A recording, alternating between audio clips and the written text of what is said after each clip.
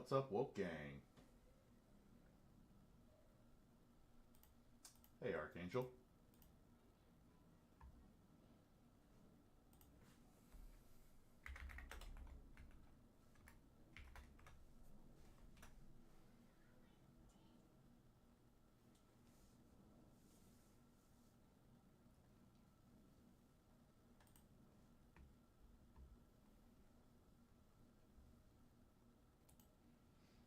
All right. We're going to be posting.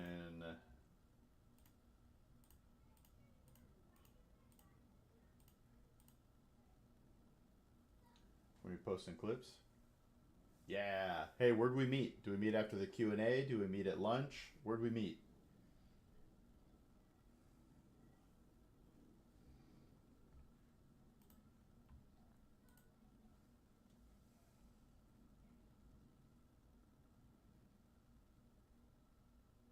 Yeah. That was a fun thing. I'm not gonna lie. I was a little bit intense during that. A little more. Um, what was I gonna say? I was a lot more nervous or anxious to talk in there.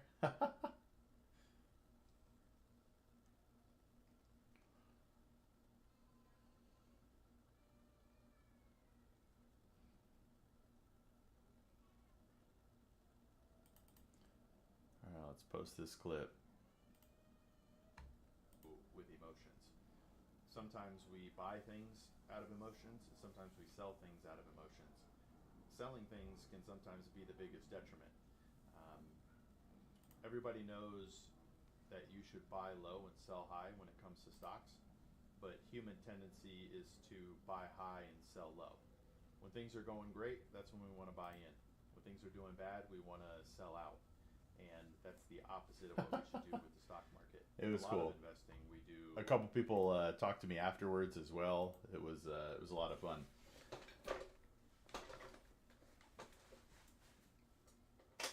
So just so you know how the stream generally goes, I post stuff to social media.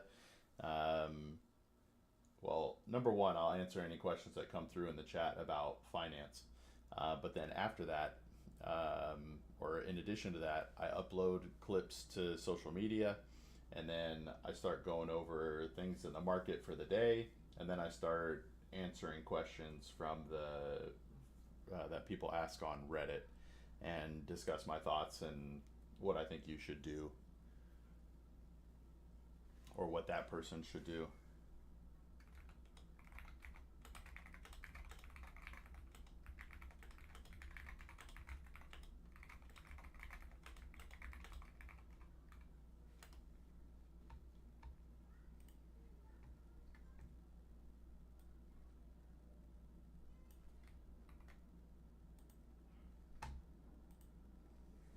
So did you have fun?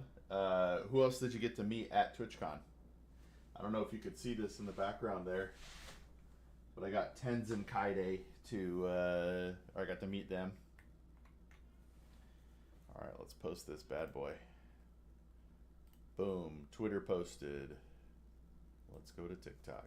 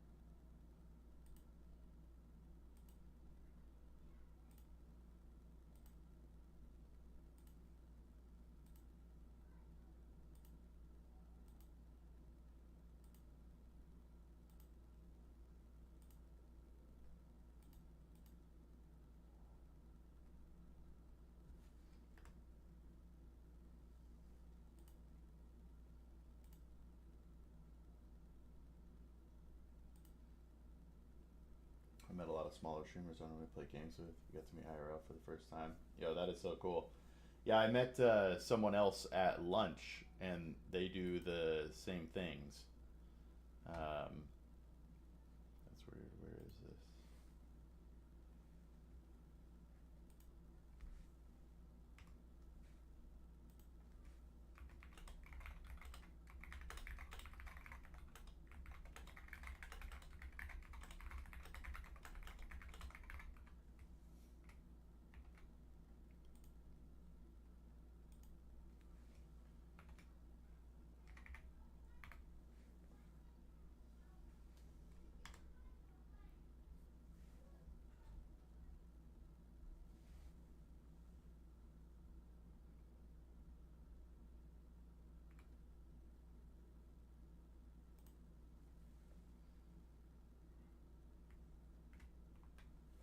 All right, let's edit this cover.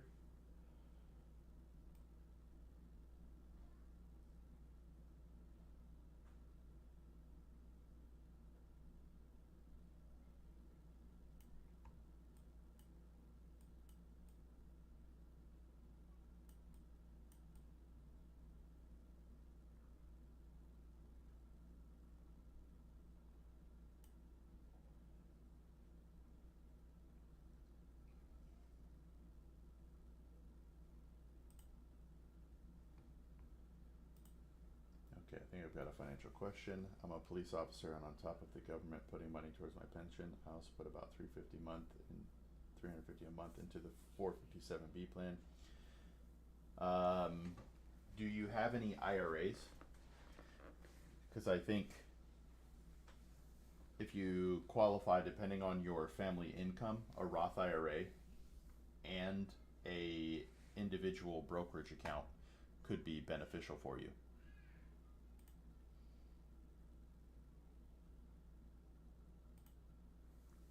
If you so one thing you want to look at are your overall buckets. So your pension and your 457 when you get paid come out pre-tax. So they're just going to go towards your ordinary income tax. A brokerage account is hopefully after a long time you're going to when you take or when you sell out of things and use the money, you're going to pay long-term capital gains rates which are better than your ordinary income tax rates. And then on top of that, you have a Roth IRA where you put the money in, it's already been taxed, and then it grows, and then you take distributions tax free.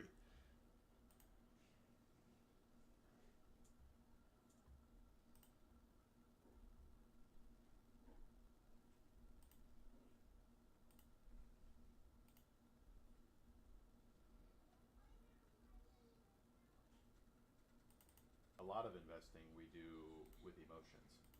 Sometimes we buy things.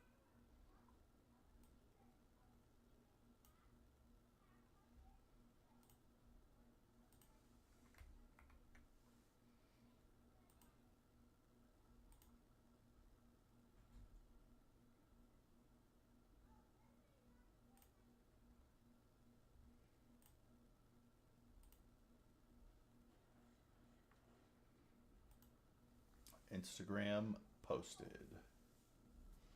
But yeah, if you can have all of your buckets now with a pension and a 457, depending on how much that grows to, you're likely going to be okay in retirement. The pension by itself is going to give a lot more peace of mind than a lot of other things.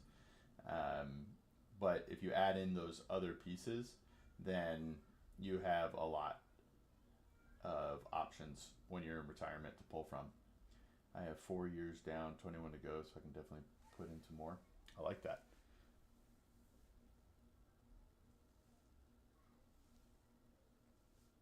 Where are you a police officer?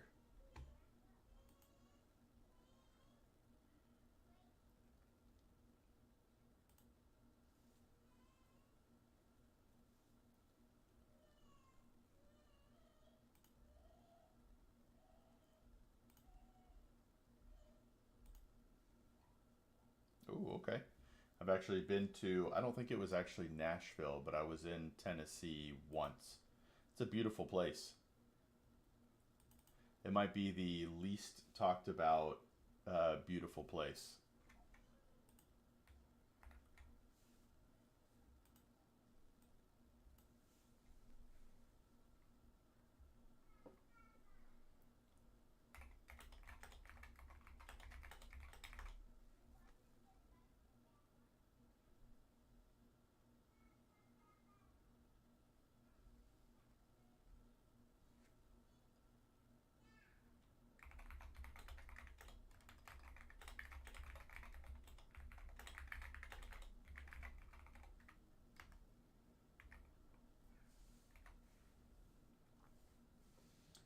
Yeah, I drove around. Man, I wish I would have paid attention to where we were. Sadly, that was the trip I was on when I found out my mom was in the hospital and she passed away. Not to make this all somber and serious, but so that trip kind of became a blur.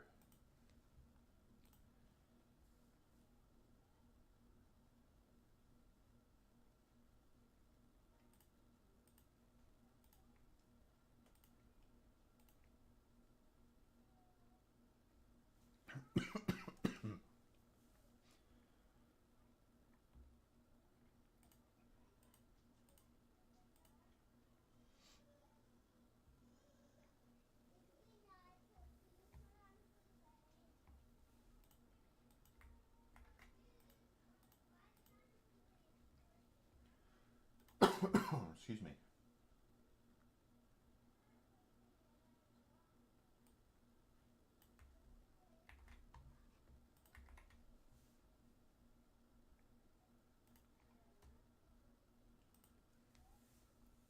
How'd you decide to go into the police force? It's a dangerous job, man.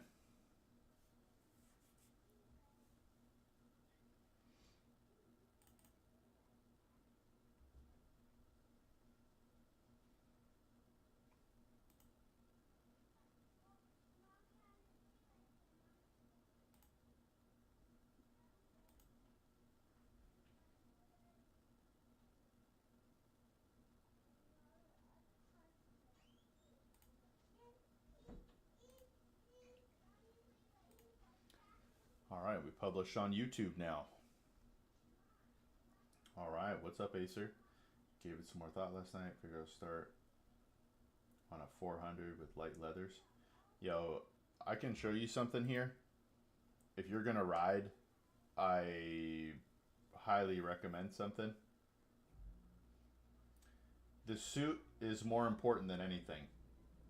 Like, not to be morbid here, Acer, but your skin can get torn off on a 400 just as easily as a 1500. I've always wanted to be a police officer. Yo. All right, so you moved from Chicago to Nashville. That's probably a safer place to be a cop, Archangel. No, more than Road Rash Acer.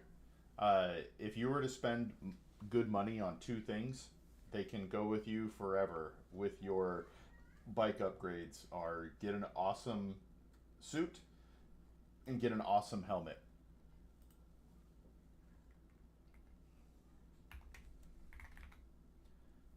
All right, now we go to Facebook. Yo, why is it?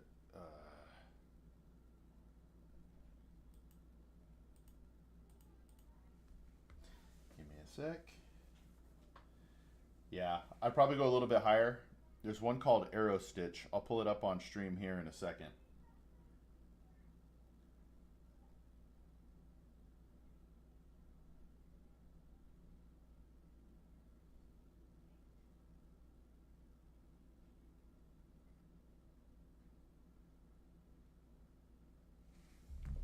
Give me a sec. I gotta be goofy here.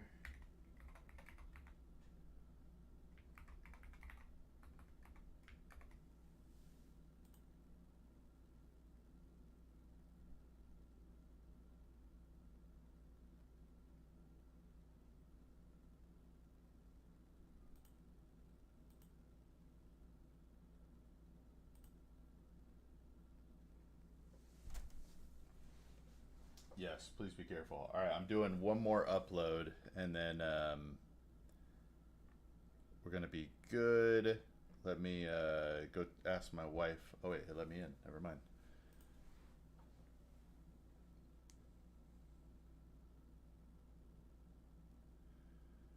Okay, let me post this reel.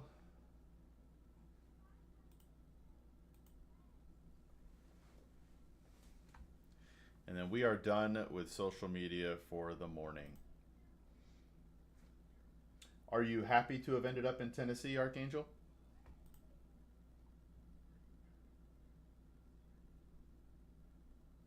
A lot of investing we do with emotions. Sometimes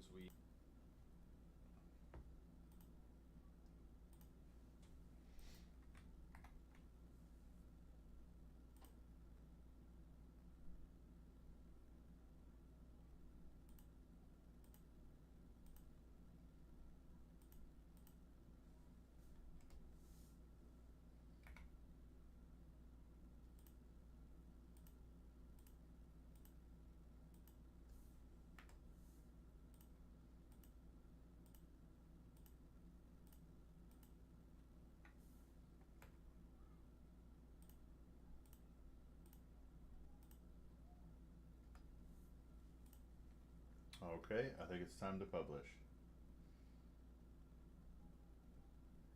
Yo, that is so awesome. I love that, man. I'm living my dreams out. Um, I don't know if I got to say this at TwitchCon, but I've been a certified financial planner professional since 2014. I have over 13 years experience at Vanguard, and uh, August 1st of this year, we relaunched Free Advice Guy uh, with a mission to empower millions of everyday people by making financial wisdom and guidance accessible to all, fostering widespread financial literacy. We believe that everyone can live a better life if they know how to properly take care of their money. There we go, we got that.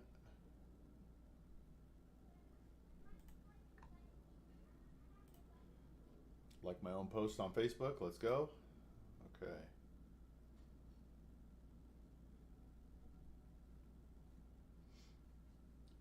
I'm gonna test this.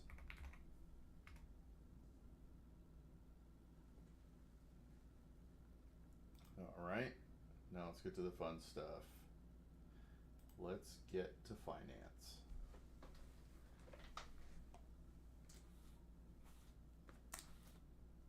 Beard's wild today.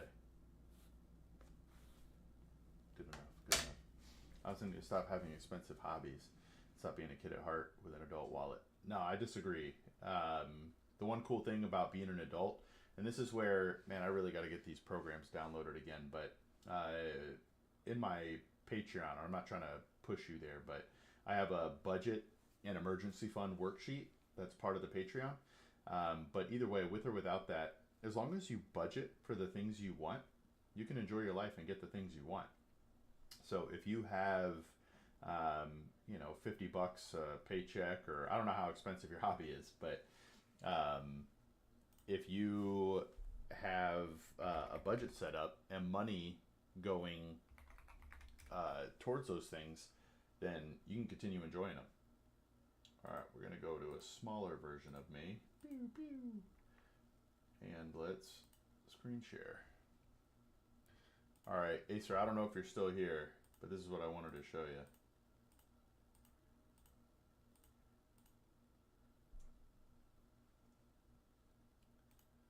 Join our mailing list.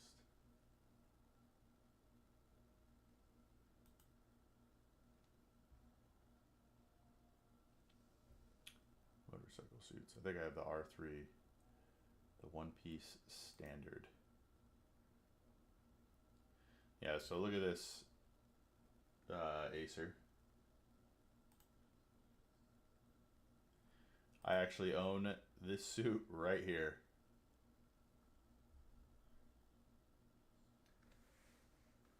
Elbows, knees, and I think shoulders. But it has areas where if you want to get armor, you can put it in and you can switch out the armor that's in there.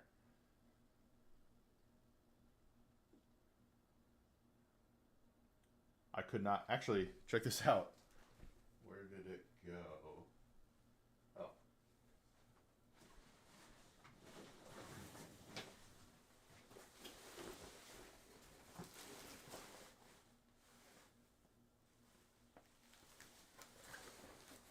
So, to give you a test run, this is goofy, I'm doing this on stream, but step into it, put your arm in, step into it. Where's the arm sleeve? Put your arm into it, and then it zips all the way from the bottom.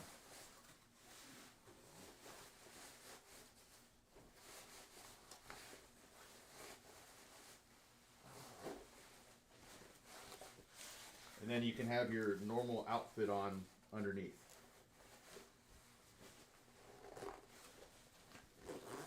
And if your bike has bags, don't want to get my beard in the zipper.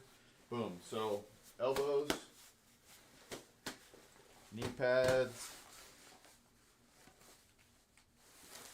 and that is it. But there's zippers and things everywhere. You can put a, actually I don't know about a chest protector. I'm not sure there are panels in here. Like there's something right here, but it doesn't really hold it. Also not really sure what that's for, but let's take a look.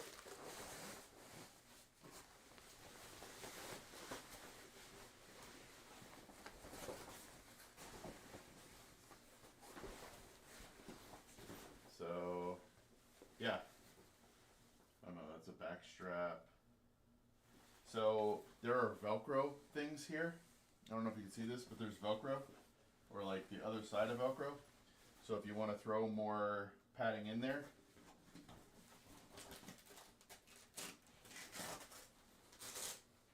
that's just for airflow.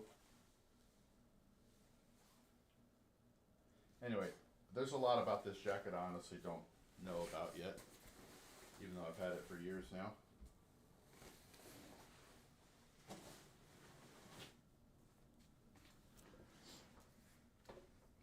I'm a competition shooter, a video gamer, and streamer, and I'm always buying PC upgrades. Ooh, I'll tell you a PC story here in a second.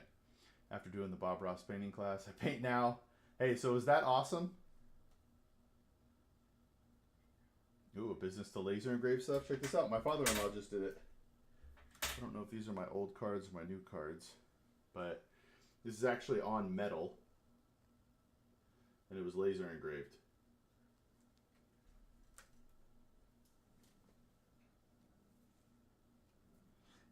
Yeah, you can get those, Acer. I'm pretty sure this thing is customizable with the Velcro stuff inside to put whatever you want in there.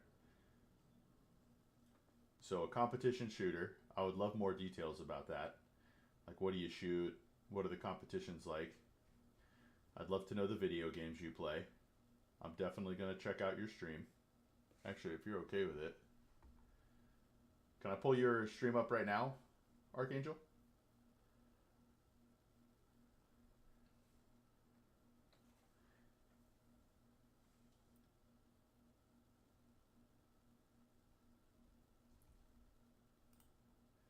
All right. Pew. I normally, just 1 second, intended for certain audiences. All right, I'm going to give you a follow here. All right, so none of these games are games that I play.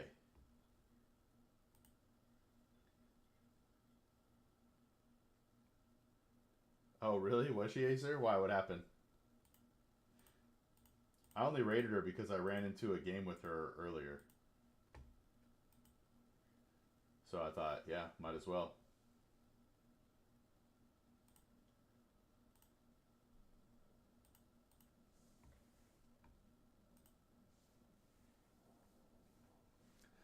Absolutely. There we go. I like doing it while you're on stream, but since you're watching now, I did it. Otherwise, I would have pulled this up when I get off stream. Let's see, do you have a schedule? All right, so nothing coming up here for a stream. Oh, you don't have a schedule. I have a schedule, but I need to update it. Oh, okay. You stream around the same time I do. Generally the weekends. Ooh, TwitchCon loot. I'm going to check out your stream in a little bit. TikTok gets mad at me if I play any other audio or anything while I'm streaming, and then it says your video is no longer discoverable. So I don't want that. But I do swear sometimes. Hey, I do too, and I really try not to. Honestly, it's when I'm gaming. When I'm gaming, it's like I'm a different person and stuff just comes out of my mouth. I'm like, yo, why did I just say that? Hey, so all right, looking at video gamer, streamer. All right, so last Monday, the 16th, I'm streaming. I'm literally mid-stream, and my computer just restarts. It did it like a week and a half before, so I was like, man, I can't be having this. Like right in the middle of streams, my computer just dies. I'm not doing anything. I was also having issues with Valorant, which is the game I play, and I took it in, and my motherboard was dying. So I ended up getting a whole brand new computer. I traded in my old one and got a brand new computer. So PCs, that was an unexpected expense. Wasn't too happy about, but this computer is awesome. so I'm not too upset. But yeah, so Acer, if you combine this, she was just funny and kept up with chat well. I dig that. Yeah, sometimes I get lost in chat. But that helmet, that's actually not the helmet I wear.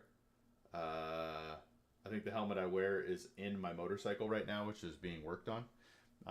But it's actually more of a color like this suit. So I literally just ride around in this big yellow suit. I got a couple of buddies who, motorcycle friends who used to tease me for it.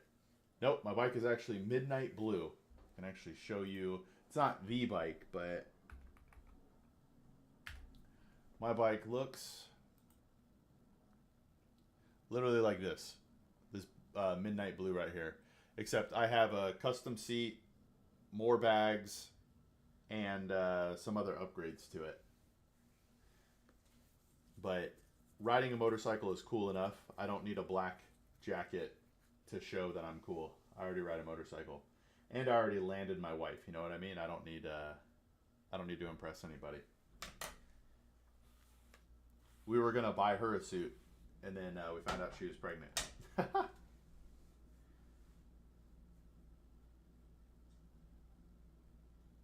Color coordinate with your bike? Don't do it, man. You want to be seen. You absolutely want to be seen. So, like, if you look at this bike, I don't know if I can make it bigger. Oh, yeah, this is it. But, like, here, I have daytime. My friend installed daytime running lights that are LEDs. I switched all the lights to LEDs. I have a rear case here with LEDs. My headlights LED. I installed a phone carrier, a USB charger. Like my bike has a lot of tech that this doesn't. But this was the last year they did a carbureted bike. After this, they did fuel injected. Yes. Man, I can't even imagine the stuff you'd see.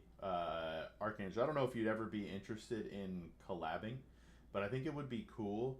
If you want, we could do finance questions, like while we're both streaming. But okay, okay. Give me 1 minute then.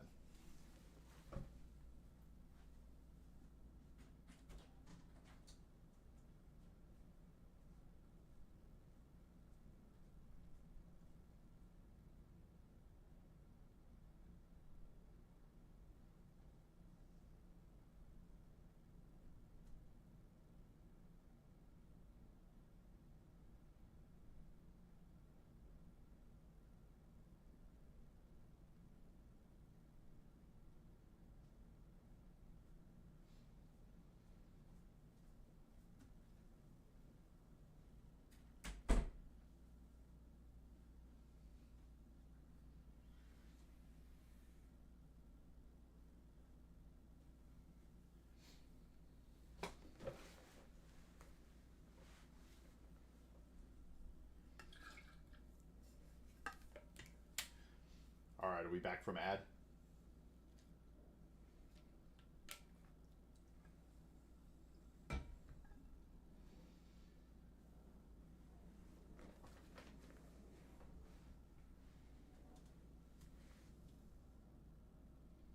All right. So yeah, I was gonna see. Yo, moving up, Acer. Um, wow. But yeah, Archangel, I was gonna see if you'd be interested in doing a collab. We could talk finance for part of it, but I would love to ask you questions as a police officer. We could talk about your other interests and stuff as well, but I think it would be kind of neat. Um, I don't know.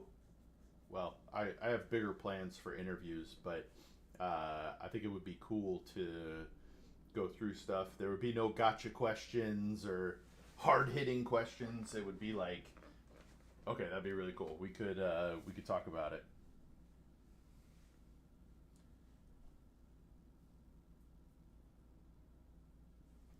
Yeah. So now Acer's in his living it up days. Hey, all right, Archangel.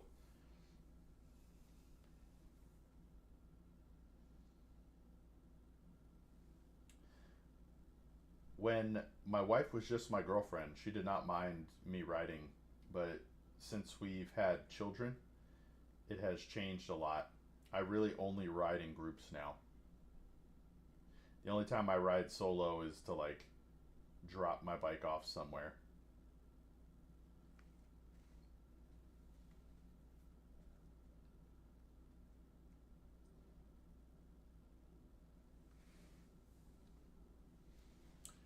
All right, probably good looking at this bike, but yeah, I have a Givi case, LED lights. I love my bike. But get this, man, Arrow Stitch.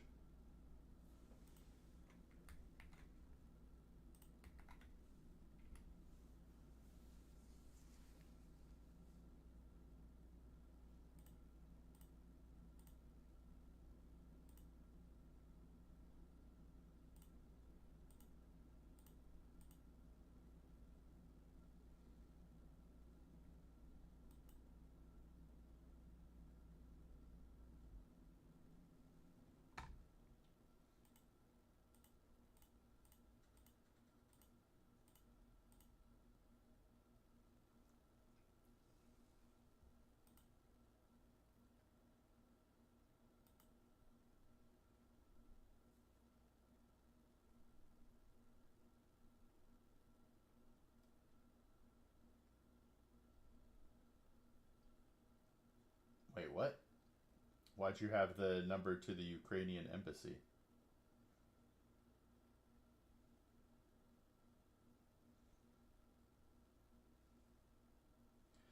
Okay, we do a mini competition at our training academy, and I train with my work. Block 17. Want to start a business to engrave other cops? Yo, handcuffs? And do metal Miranda rights cards. Painting's not going to be that bad. Looking like starter kit is 170. Yeah, so, man, all right, give me a sec here. I need to download um, something here. So I'm going to go back on gigantic mode and stop sharing my screen.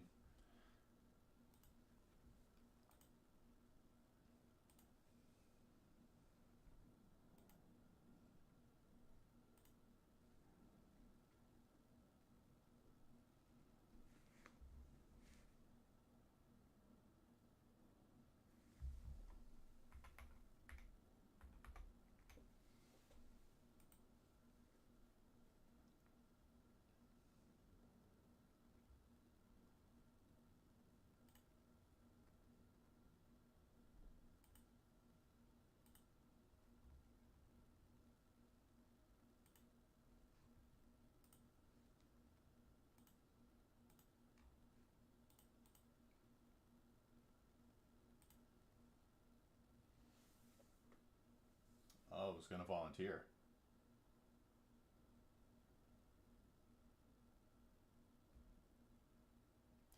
That's hardcore, man. That is hardcore.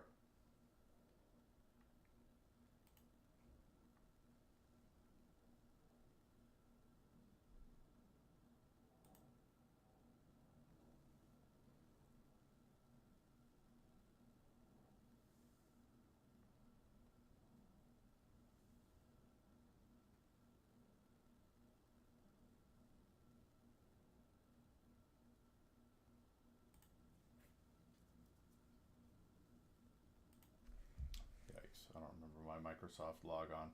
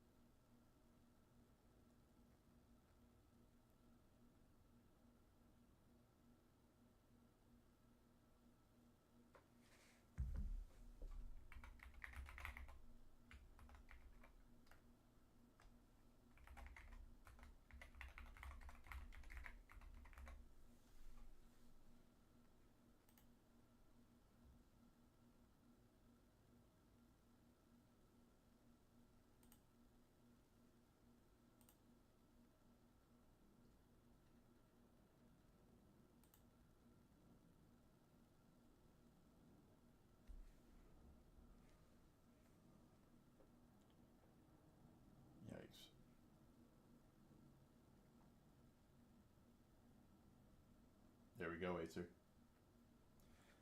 I like that.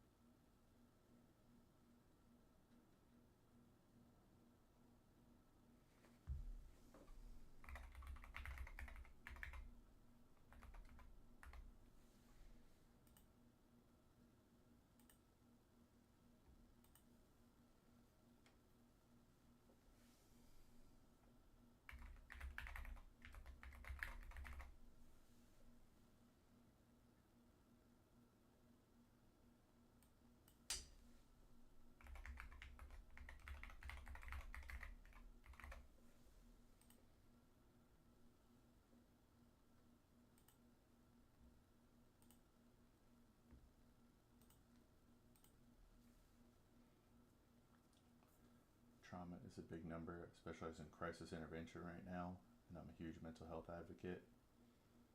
Heartbreak sucks, my friend. Hope you find the best version of yourself. Yeah, I agree. So, do you like talk people out of like the? Are you on the suicide call? Things like that.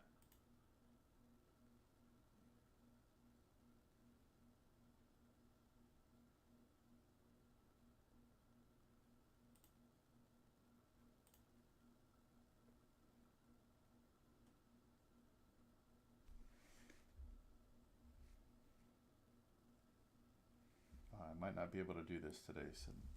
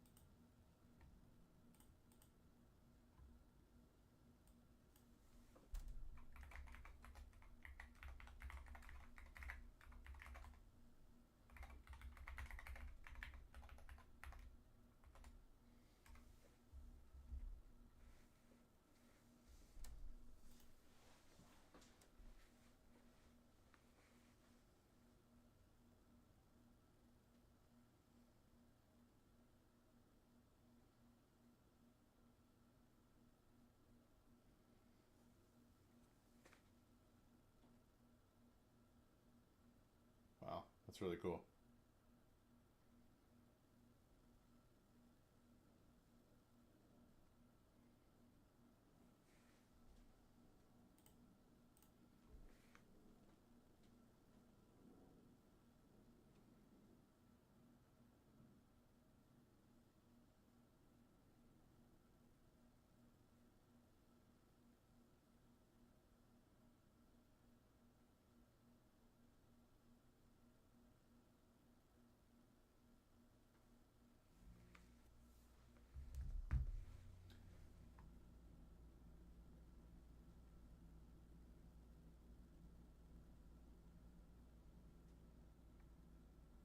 Cancer 2 years back and had 4 tumors. Dang, Acer, I didn't know all this.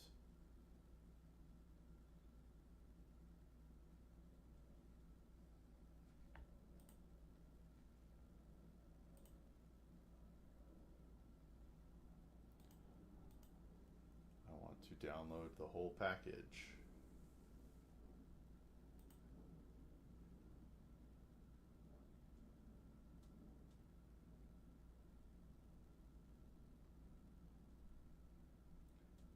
Life is tough.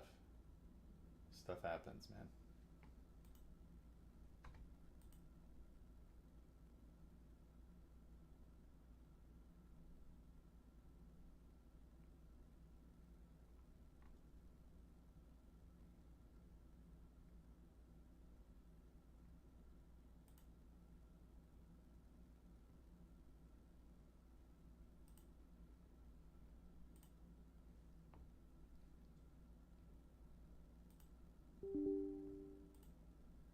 All right, we're installing Microsoft. Let's go.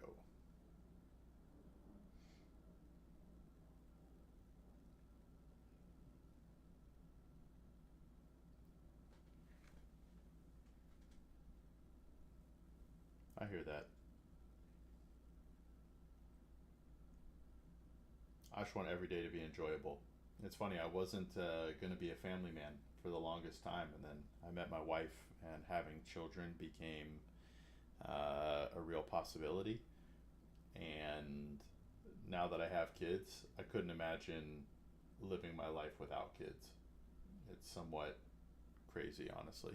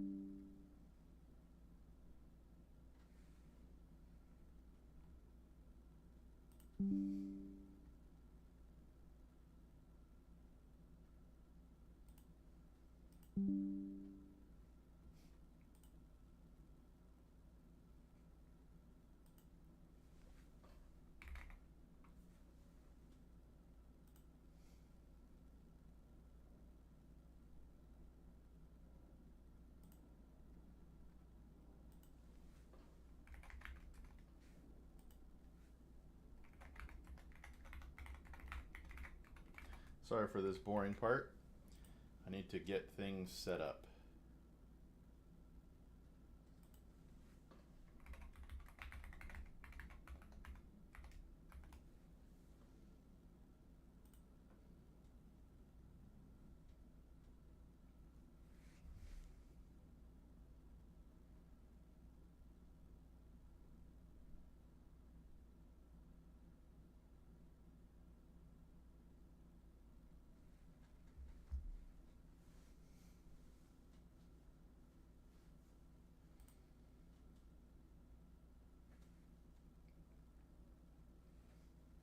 All right, now that I've done that, you're all set. Let's take a look.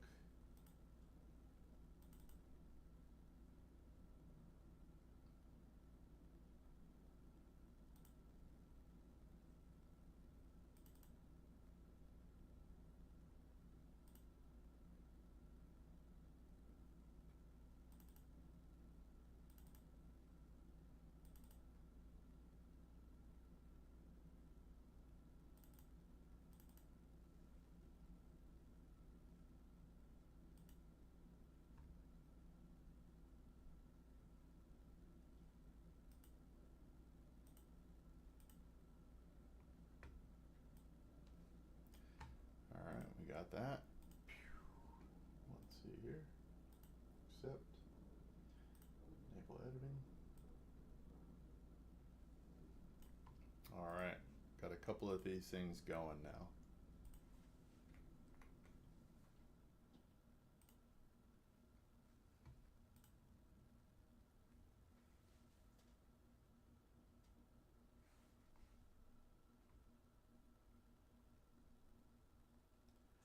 Well, I hear that, Acer, but you can make the world a better place. You know what I mean?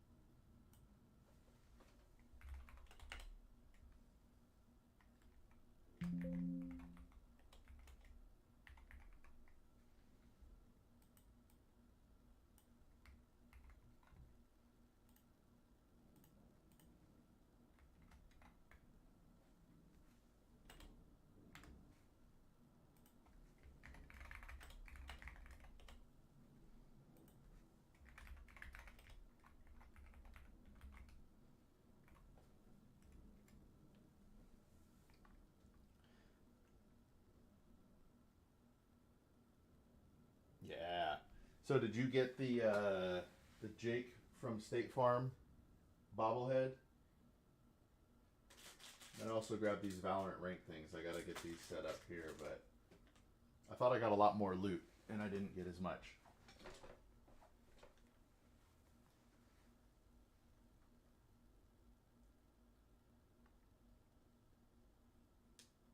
Yeah, I got two of them. I went through twice.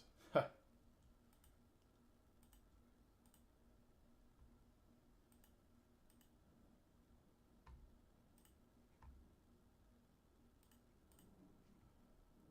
me check a couple things here.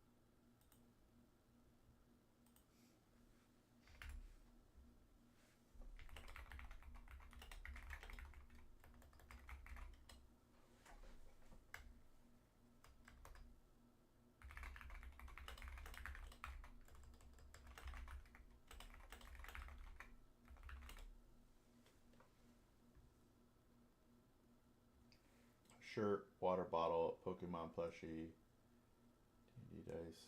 Yo, that's sick. That is some good loot. That is some real good loot.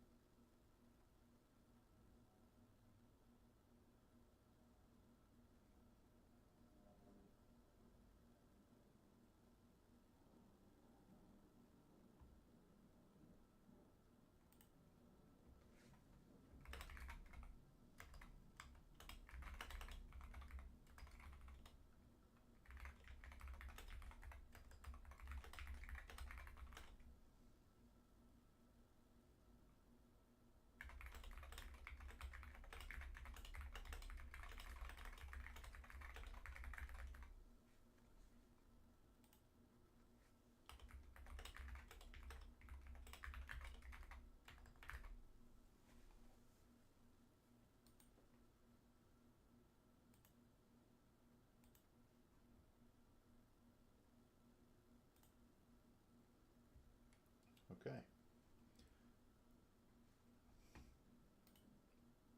Pin to taskbar.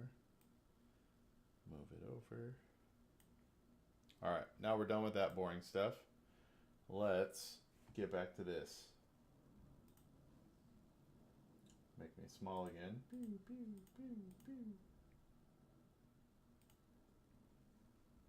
All right. So Archangel is part of the Patreon. This comes with it. Give me one sec here.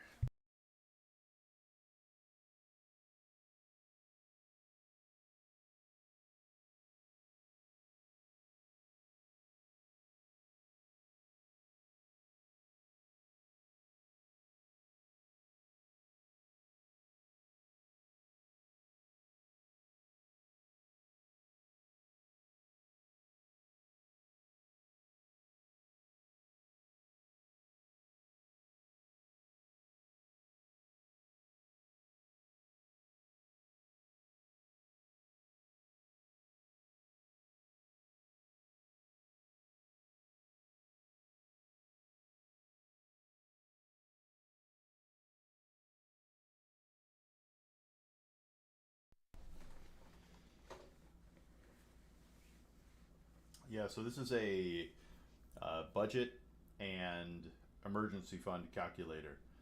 So you put your take home pay, so after taxes, and you put your bills in here.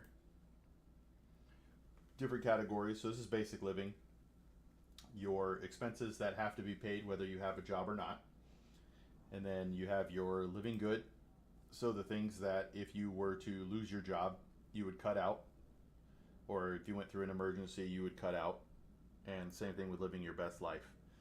Um, so when you do that, it calculates your emergency fund for you.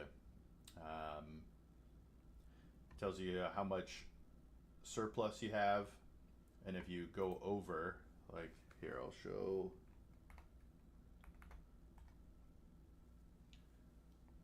It'll show you and switch what puts you in a deficit or how much surplus you have, stuff like that. But then, if your monthly bills are $5,000 and you want a 3-month emergency fund, you need 15,000. I generally recommend 12 months of an emergency fund with basic living expenses, but you can be less or more conservative. But yeah, this is part of the Patreon, as well as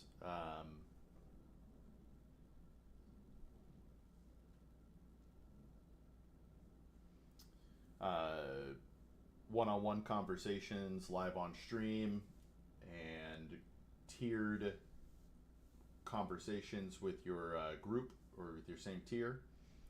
I got to get better at talking about this. I'm not a great salesman on it yet, but it's a way to support the mission and to get a little bit more one-on-one if chatting isn't good enough for you and you want to go further. So it gives you access to a financial advisor for as low as $10 a month if you want to have like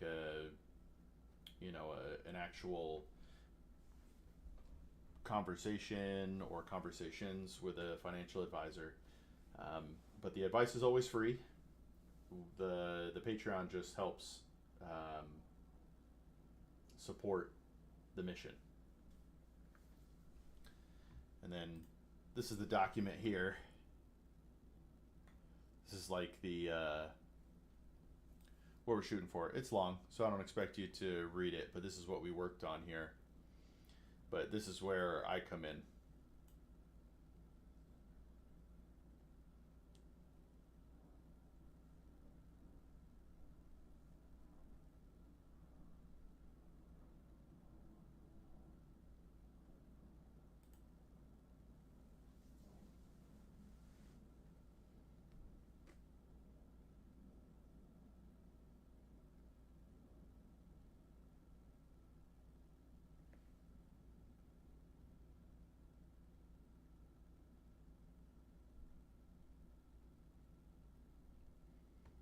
Anyway, All right, we'll go ahead and close that sub down.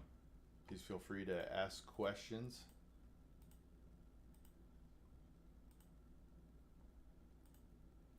But let's get into today's topics. Actually, I need to check something else as well.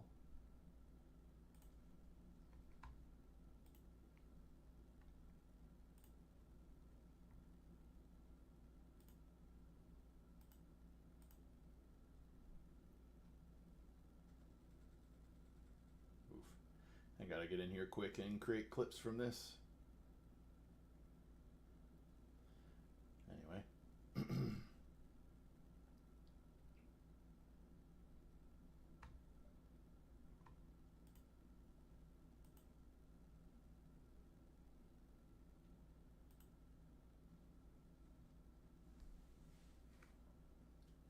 Concert tomorrow, an Oktoberfest. When some friends are coming into town, one last epic insanity before starting to save a lot more. I dig it, man. Yeah, I think one of the ways I hope to help people is a lot of people think they have to make the decision of cutting out fun in their life and then saving and being responsible. But what I really want to do is help people get to the point that they can uh, live their lives and do the things they like comfortably and not stress about it. So, to give you a very specific example, my wife and I put $75 every 2 weeks into an account that's for vacation. So, it's not a crazy amount, but it'll get us $1,800 to $2,000 a year to take a vacation.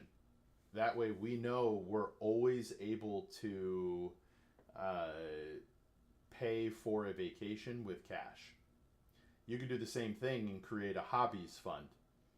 And once you have your budget spreadsheet all figured out, you know exactly how much surplus you have or how it fits into your budget.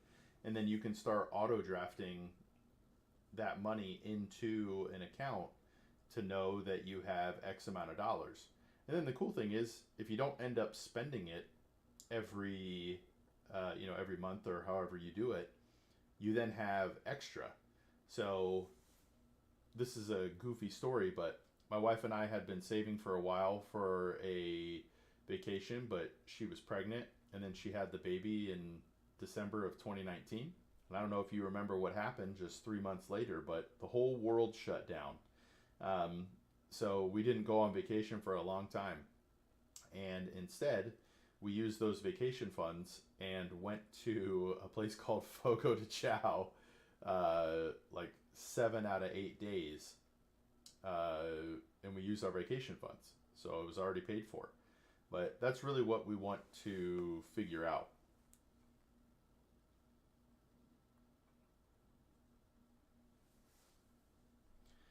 All right, so markets are down a little bit here.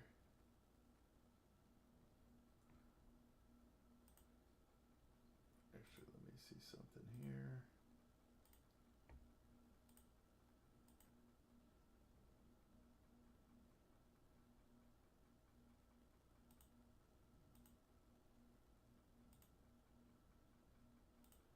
Okay, we're good.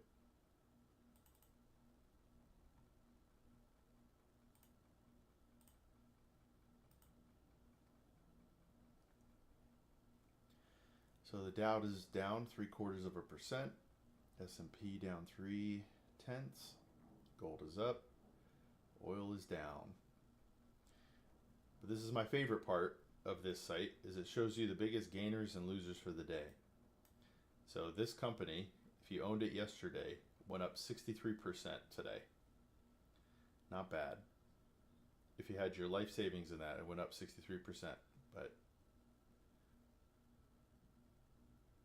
Walmart at 52.8. Let's look at our decliners. It's actually not very big for the US markets. Some of these are crazy. But 52-week high. Walmart, IBM, BlackRock, Lockheed Martin.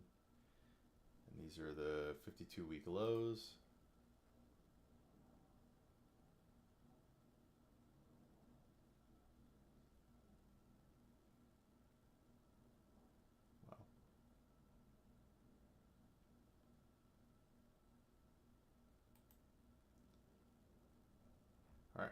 take a look at the European markets.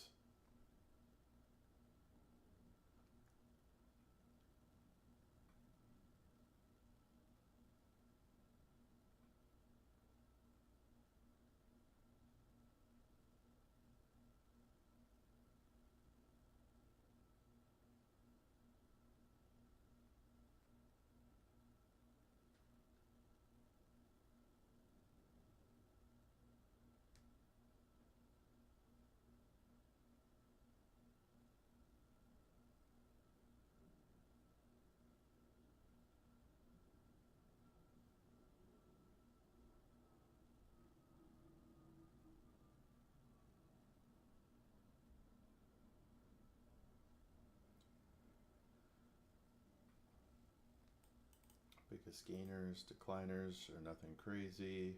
Markets were down a little bit.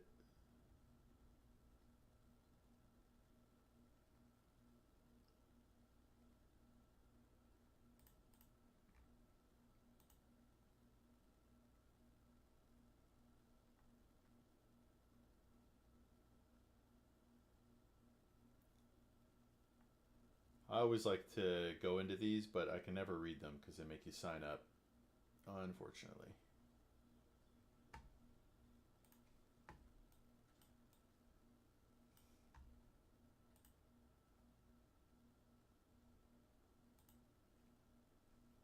All right, let's check out Yahoo Finance.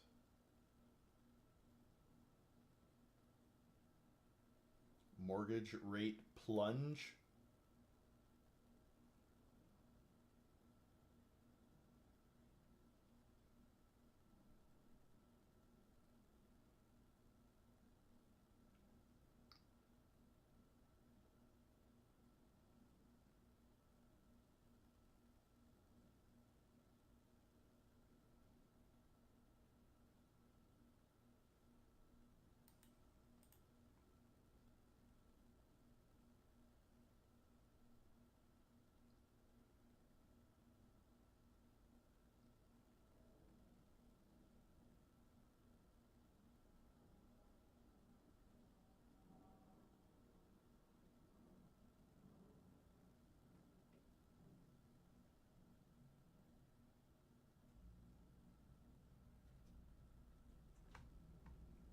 Tesla and Nvidia up. All right, let's get into some fun stuff.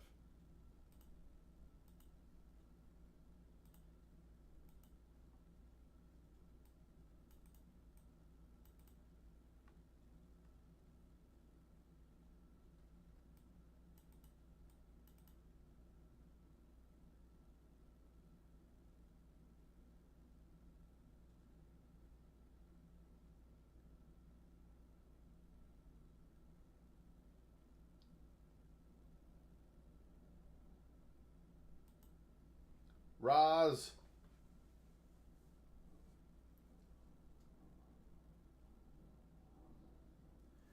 Tell me more what you mean by that, Roz. Are you saying because over time you start with just interest payments or mostly interest, and then over time you start paying more into principal as your mortgage goes?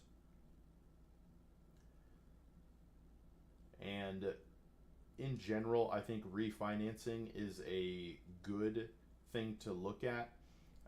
Anytime you can get your overall payments and your interest payments down is good. Interest is just lost money forever. And if you can get rid of it, do it.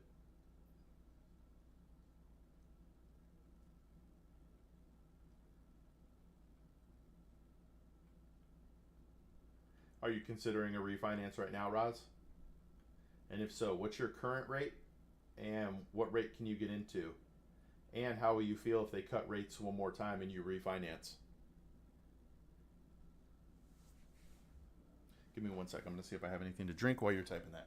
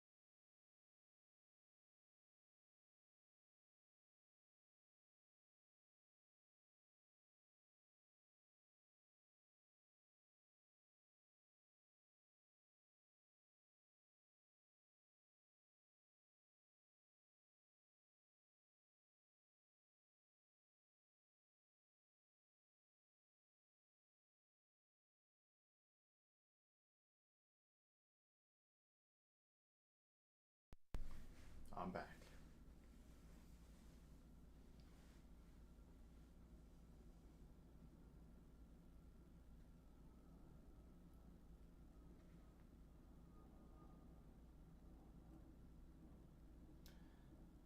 So if he refinanced during that crash, his interest rate is probably lower than where they are now. We reached uh, much higher interest rates and mortgage interest rates recently. So, like, I originally bought my place in 2012. I have a 3.375 interest rate. So, rate cuts right now don't matter to me at all.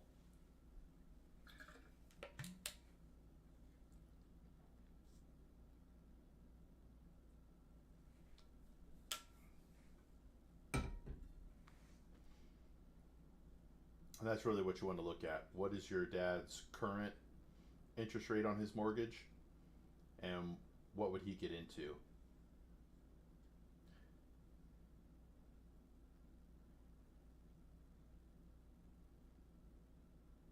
Now, it still might make sense because in that time frame, he's possibly 15 years into his mortgage. He's paid down some of the principal. So if a refinance lowers his monthly payment, even at today's rates, could be worth it, but I doubt it would.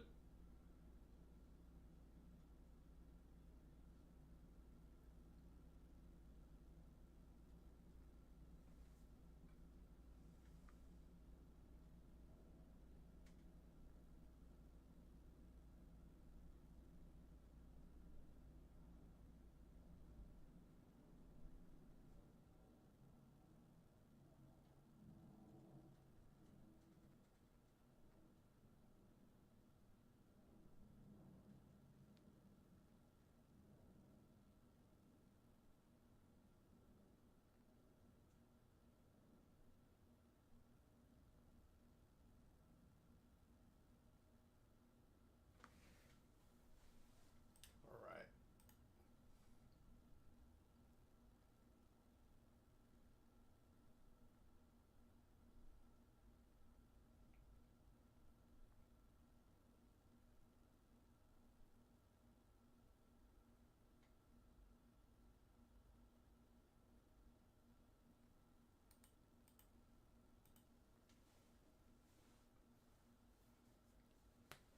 I have enough money to be able to look for a job comfortably for about 4 to 6 months. Should I pay my credit card debt? I used to try to pay them off for the most part at the end of the month, but I will no longer be able to do that, at least not for a while. If I pay them and need the money, I will have them to use for emergencies, but at least I will not be incurring monthly fees. But it makes me uncomfortable to not have that money as cash debit readily available. What's the smartest way to move forward? Paying them off will take a third of my savings.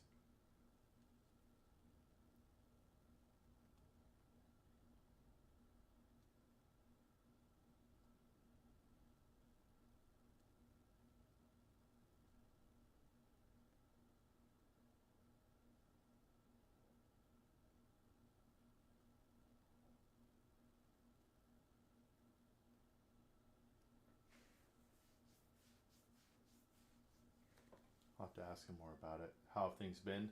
Life is good, Roz. I just went to TwitchCon this past weekend. Archangel was there as well. But some of this loot in the back, Valorant mousepad. I met Tenzin Kaide. I don't know if you could see their signatures there. Got a couple of Jake from State Farm bobbleheads. But yeah, it was a good trip.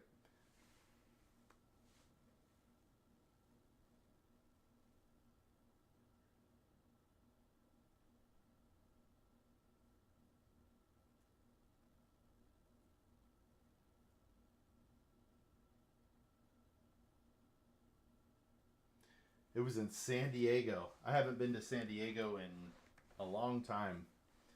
I think about 4.5 years. It was beautiful as always.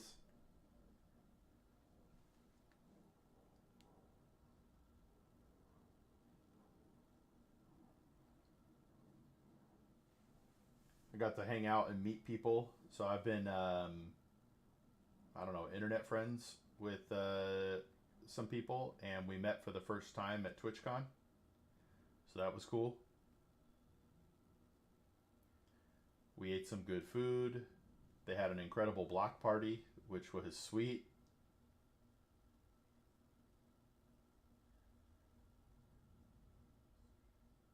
And then I got to meet some of a couple people from their family. So it's really cool. I don't know if I would go back again though, unless it was in a group.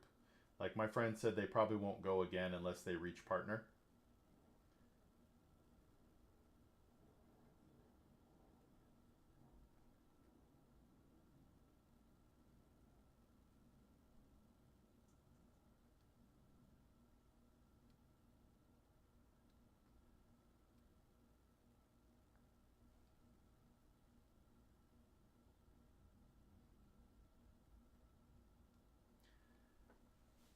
This question on the screen is a tough one.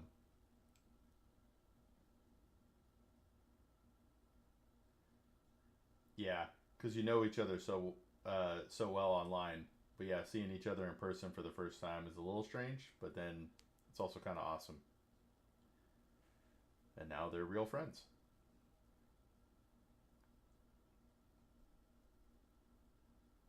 One of them actually lives in Arizona with me, so I met with him like a week before TwitchCon, and then I met his girlfriend while we were there. But we've all been a part of a Discord and friends for years now. Looking at this question, I actually don't think this person should pay off their credit card debt, even though paying off credit card debt is one of the things I strongly suggest you do every month. Um, but having a nest egg when you don't have a job and paying the minimum on your credit card allows you flexibility. You'll see some people will tell you to pay off your debt and then you can always put more on credit card if you need it. But having cash on hand during an emergency is generally a more preferable position to be in than having credit available, because you can always put more on your credit card, but you can't replenish your savings.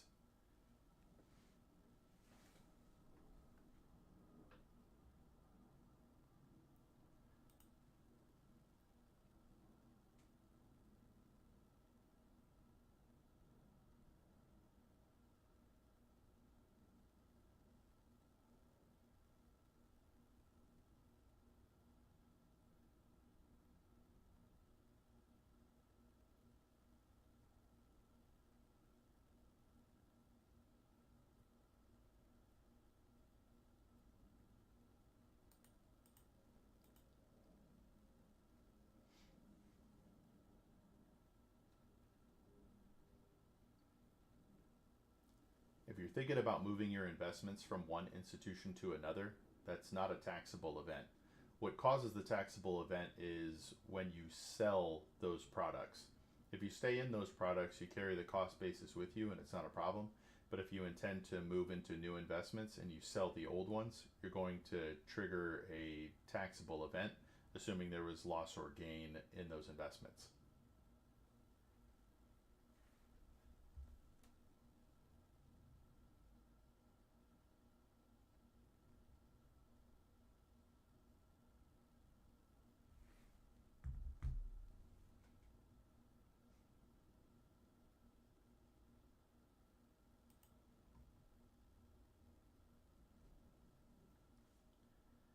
Is there a cost fee to moving securities from one brokerage to another?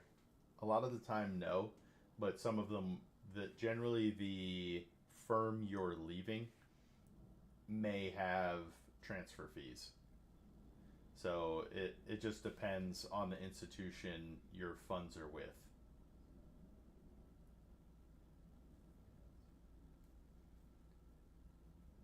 The good ones do not do that, but they can't all be good ones, right?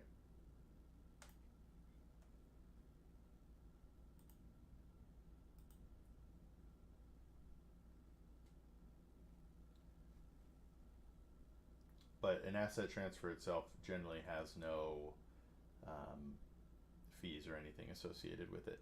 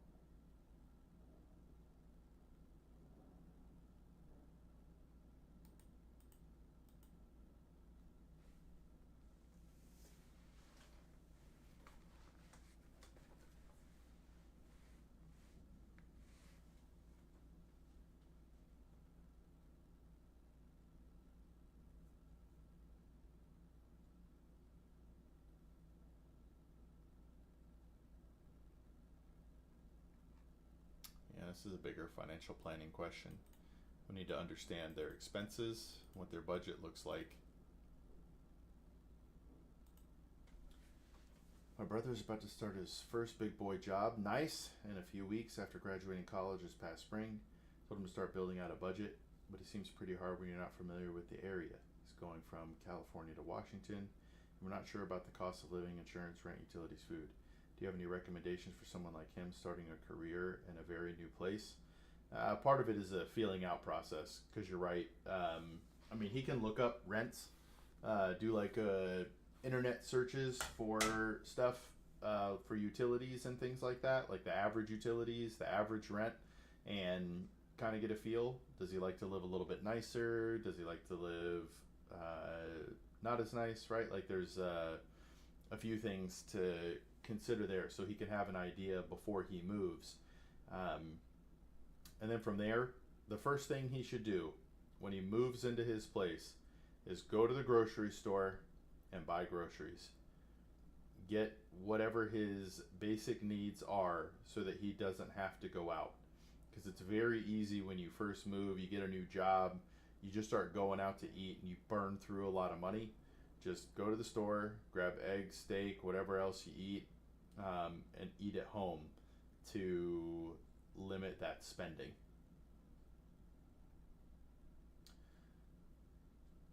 But Roz, if your brother wants access to a financial advisor to talk more about these things and to get a budget spreadsheet like this, which calculates expenses, will tell you if you have a surplus or deficit, and will tell you what your emergency fund needs are.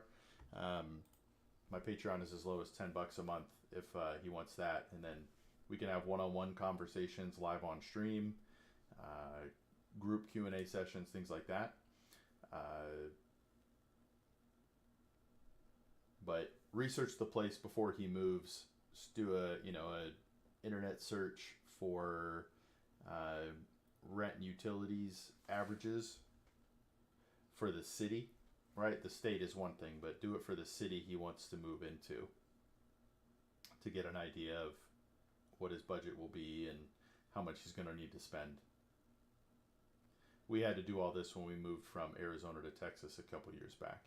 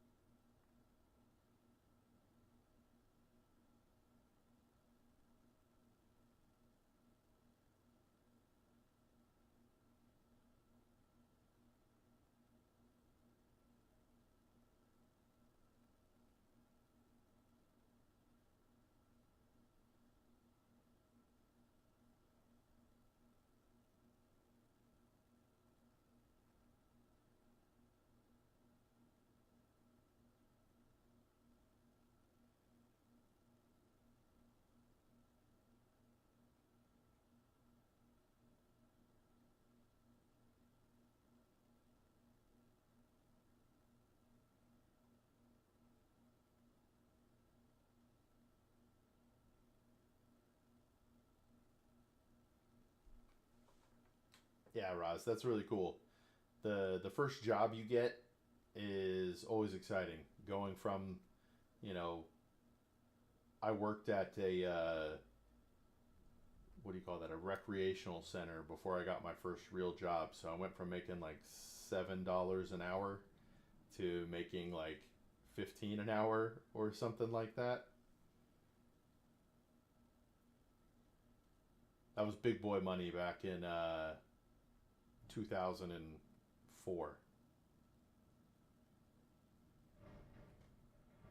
Yeah, but if nothing else, you can have him come in and ask questions in the chat and all that if he's up for it.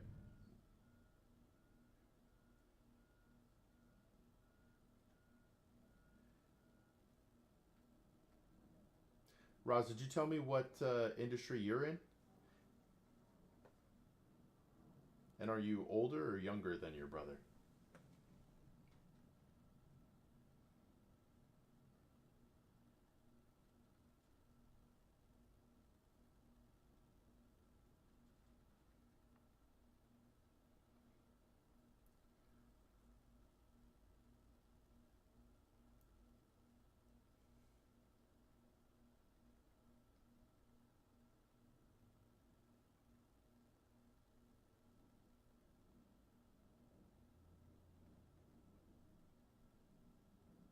Man, going from nothing to something is such a great feeling.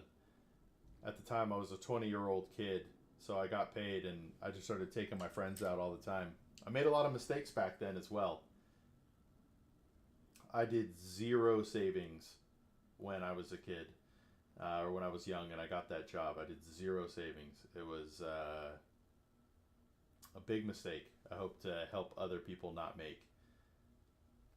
And even my 401k, I was putting money in. I think it was 4%, and they were matching 4%, but it was just going into the money market the whole time.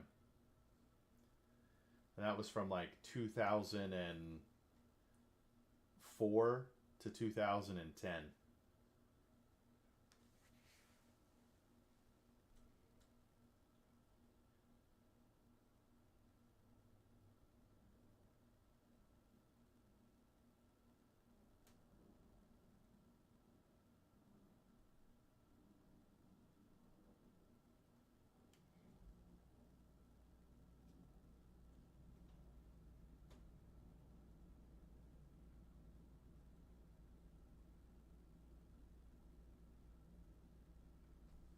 Ooh, software engineer.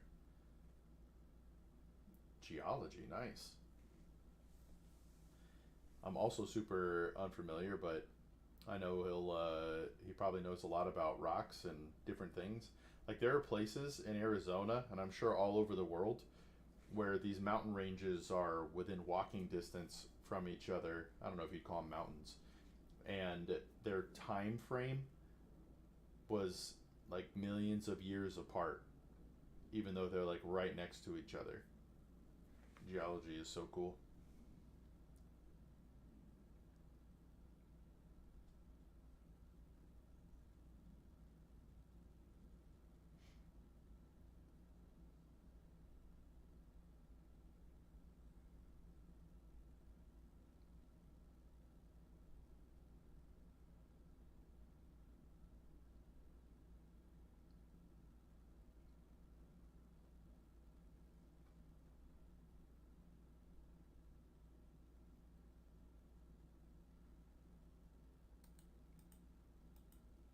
Another suggestion, Roz, and this is a mistake that I made, is tell him not to get a credit card and go nuts. And if he does get a credit card, just put things that he plans to pay off each month.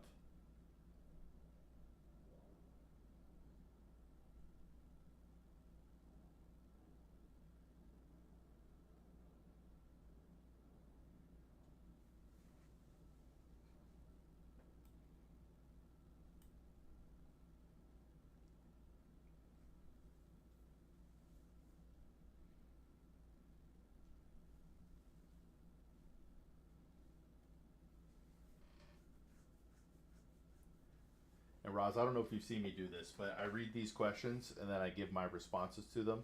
I turn them into clips and then I post them to social media. So that's why I have this Reddit up right now.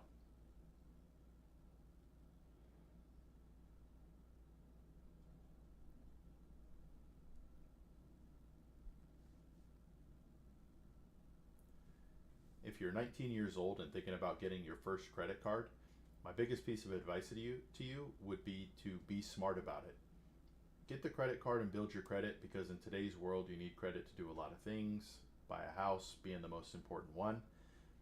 So you need to use that credit card in a way that benefits you. Only put bills you were going to pay off at the end of the month anyway. Don't use it to fund your fun life or to buy the next thing. Only use it for bills and things you were going to pay off anyway. I don't really like that answer.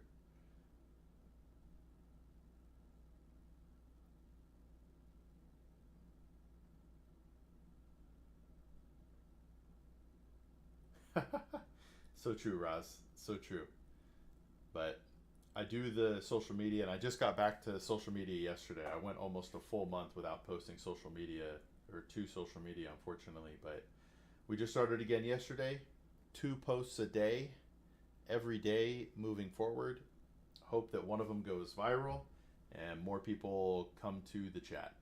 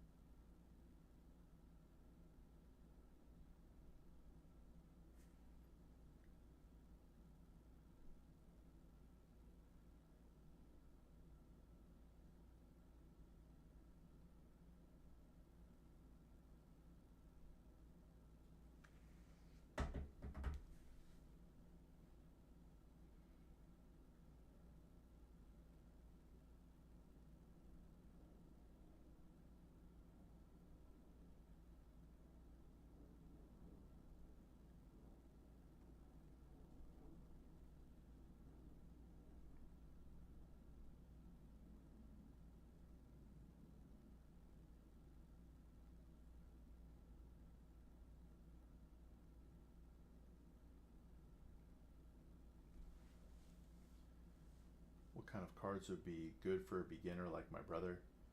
I personally just optimize for convenience and open only Chase cards since the card payments are in app, but not sure if that's good for someone starting. Um, for a young person, interest rates are going to be high no matter what. I would have him shop. I think there's a site, creditcards.com. And I'm not saying this is the best one, but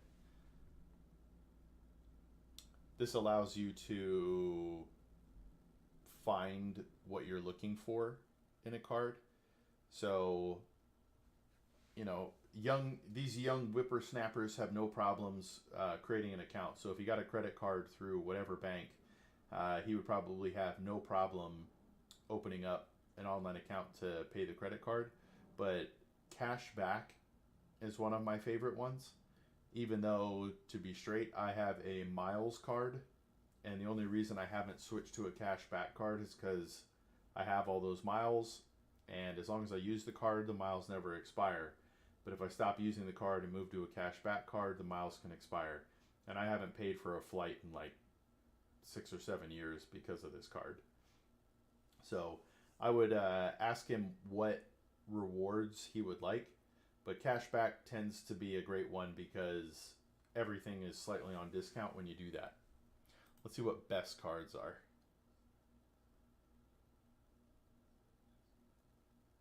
Earn unlimited 2% cash rewards on purchases. Man. Hey, what's up, Razo? Yeah, cashback seems to be the best one. Man, but some of these, they give you 5% cash back up to the quarterly maximum when you activate. Some of these are tricky though. Yeah, I would encourage him for cash back though and hit him with the discount. Because like for me, I get a mile for every dollar I spend. Right? But think about how many miles it is to go anywhere.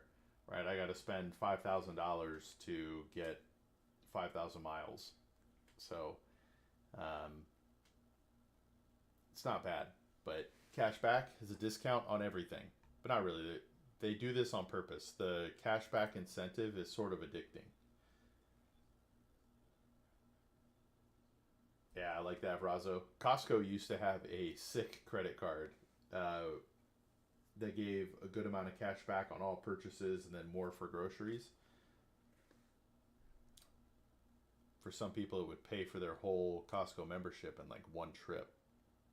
That'd be a huge trip, but still. Sounds like a decent one, Brazo.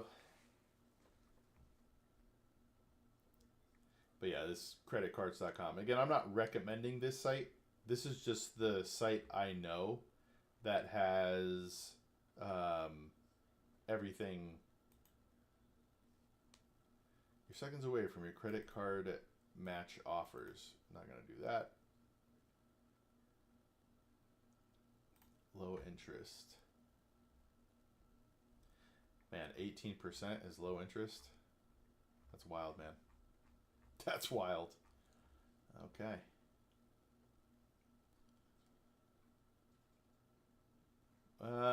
That's debatable, Razo.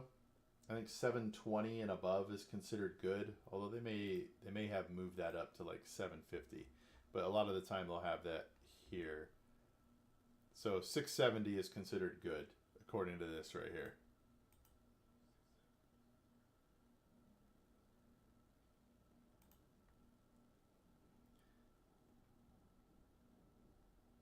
Yeah, that means you have to have at least a good credit score, Brazo, because 20% isn't much higher than these minimums here. That's what I like to hear, Brazo. Got to work on it, Acer. Chip away at it, and it'll get better and better. Yeah, 720 kind of puts you on that bubble. You're not an excellent, but you're in the good. You're not considered risky, Brazo. Oof, Acer. Hey, that's the way to do it, Brazo.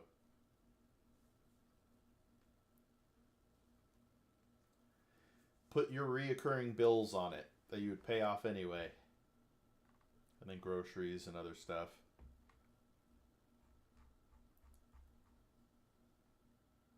All right. Close that down.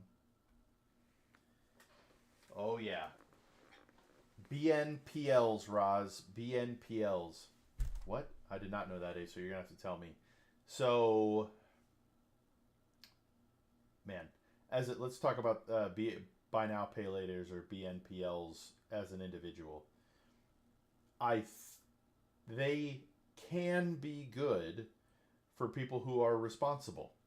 Right? You get 12 months interest free, and you just have to pay it off in that 12 months. Problem is, they know a lot of people aren't going to pay it off, and now all of a sudden they owe 30% interest on that original payment. As a whole, I don't like it. For people who are smart, I think it's a great move.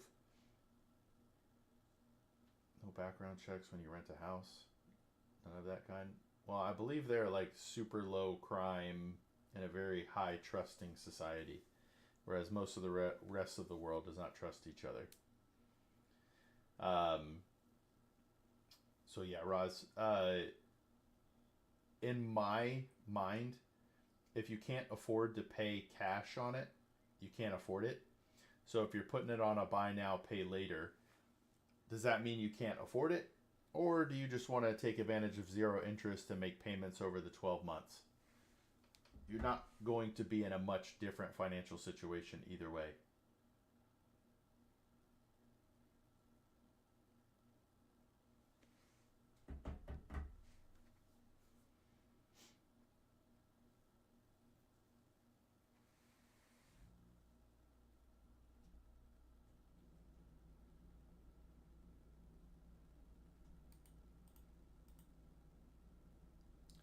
At what interest rate would you say it's better to pay off a loan more quickly?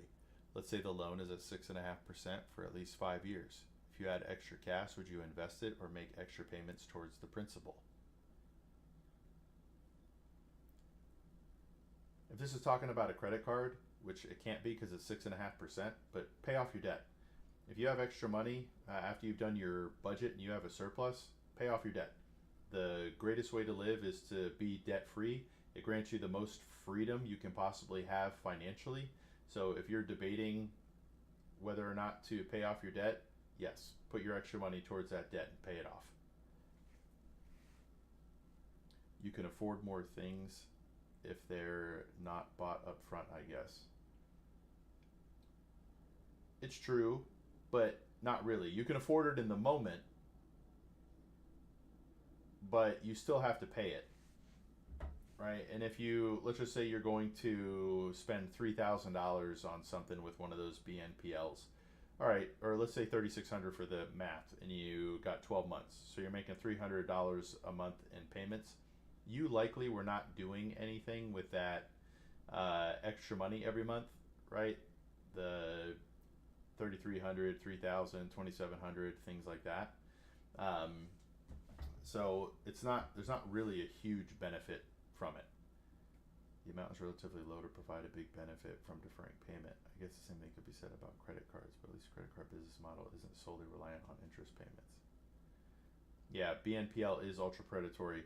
The other scary thing about BNPL is they're generally not reported. So I think we crossed over $1 trillion in credit card debt. That does not include BNPLs. That might be the scariest thing I've ever heard. I don't know how much are in BNPLs, but there is a lot more debt out there that we don't know about because things like BNPL don't actually hit someone's credit report until they go into collections. Exactly, Roz. They're not on your Experian credit agencies. They're generally like, I don't know if you'd call them in-house um, credit, but they assess you somehow, give you that credit, and then it doesn't really hit you unless you go into collections.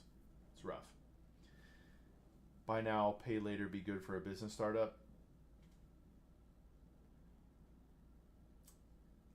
I'll give you a yes, that it could be, but you still run into the same problem of having to pay that money. And if you don't have it, you now are going to owe 30% more because you didn't pay it off. And even if you paid off 99% and only had 1% past that payoff date, you owe the interest on the total purchase amount. So it's tough.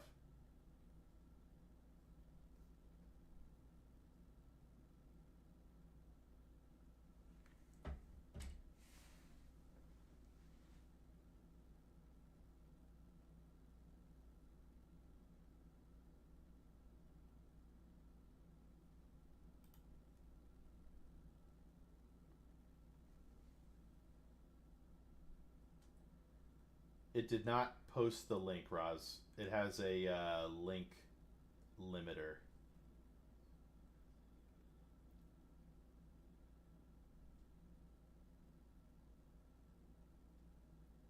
So if you could do like the name space dot space com and then space and then everything after the forward slash.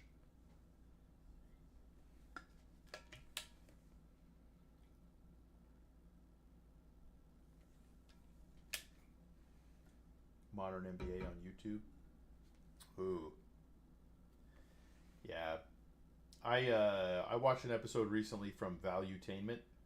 I think his name's Patrick Bet David. I think, um, and he talked about it as well. And then when you start going down the rabbit holes of BNPL, it's kind of crazy.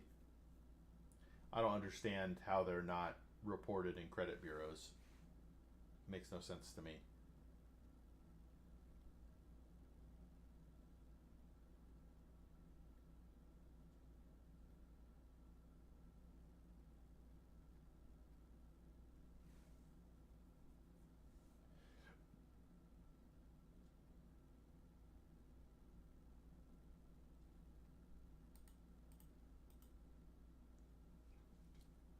Both a smaller loan with a higher interest rate and a much larger loan with a lower rate.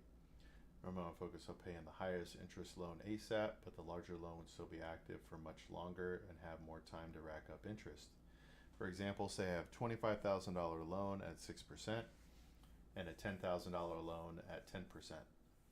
Mathematically, how should I prioritize my loans?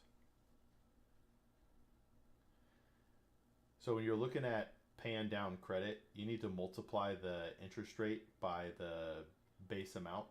So for that $25,000 loan, even though it's less interest, it's 15 less interest rate. It's $1,500 a year in actual interest paid, whereas a $10,000 loan at 10% is $1,000 in interest paid.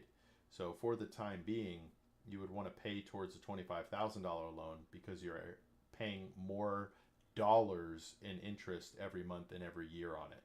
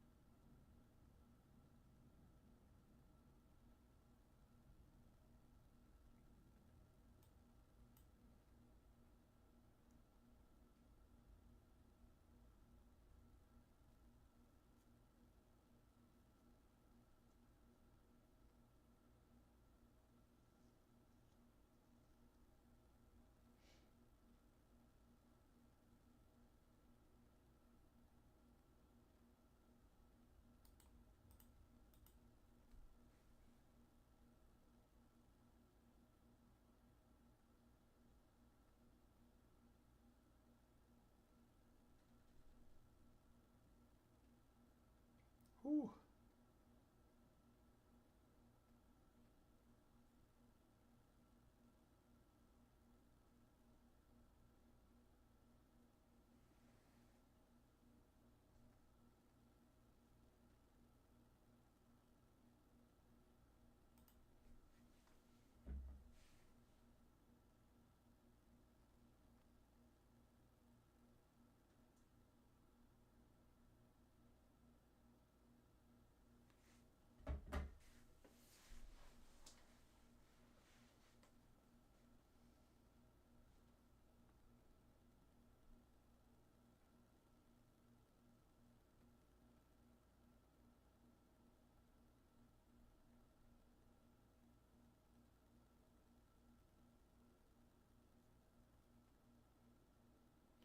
I'll take a look at modern MBA.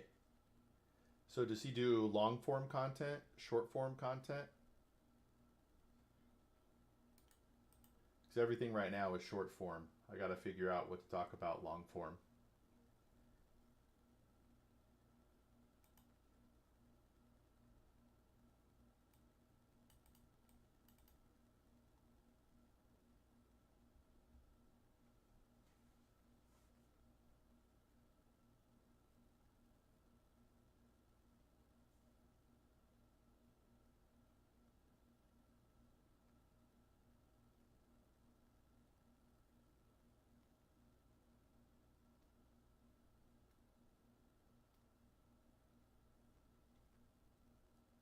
Yeah, this is tough because we don't know anything about this person's risk tolerance or anything like that, and how they'll react to different market movements. But they could be 100% stock and just own the total stock market index and the total international stock market index. If they want some bonds and a set it and forget it for their life, they could do a target retirement fund. It's just tough. We need more information from this person to give a really good answer.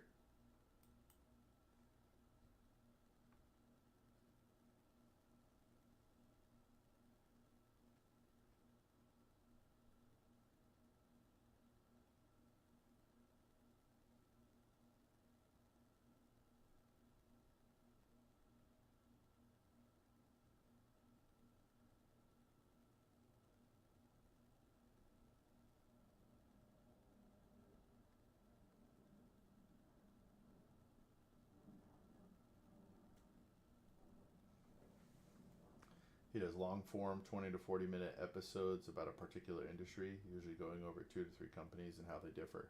Wow, all right. Yeah, sounds pretty cool. I'll check him out.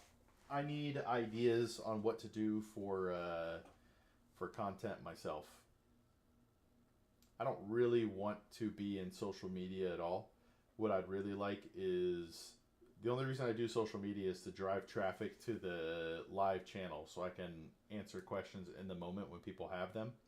I just do shorts and everything, hoping people will find it and then find the channel. Um, but I feel like I could put out some long form content. I don't know. I just want to make it worthwhile.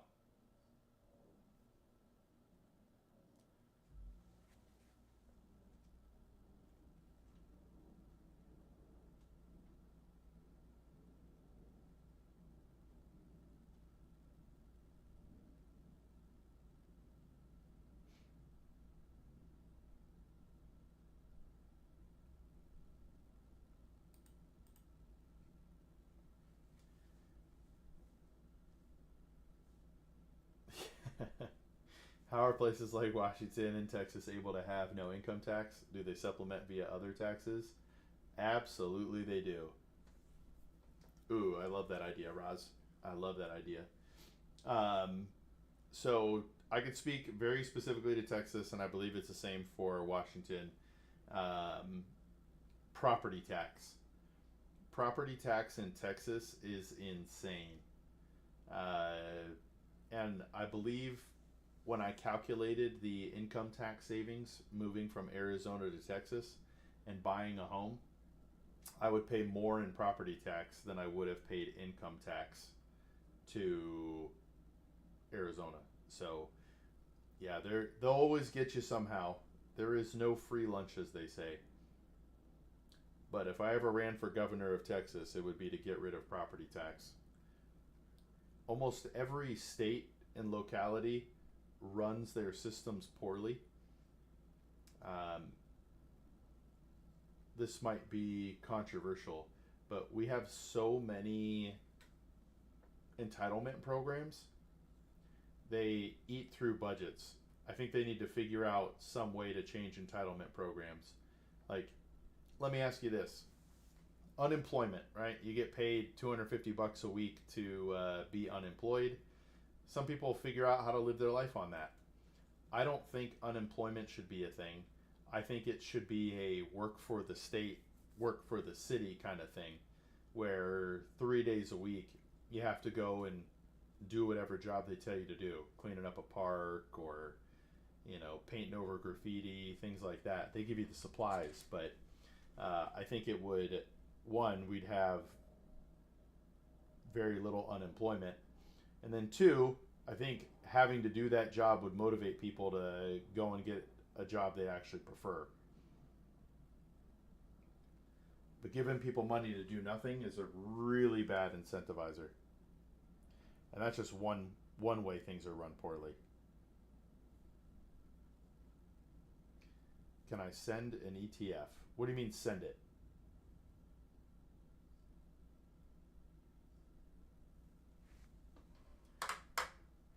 Yeah, link won't work. If you want to put the ticker, I can pull up the ticker on stream here.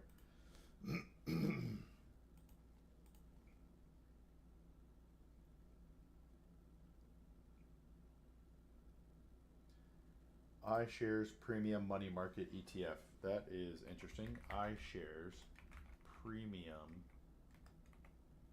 Money Market ETF Common Class. Let's check it out. I probably need to actually.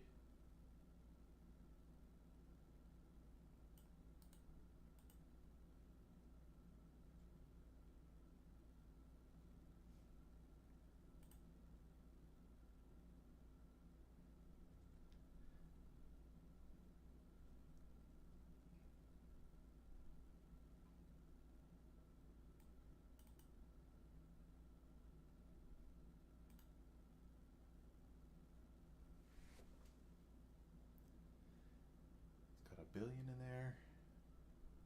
Fixed income. Distribution yield. Here we go. Let's see how they figure the annual yield an investor will receive forward.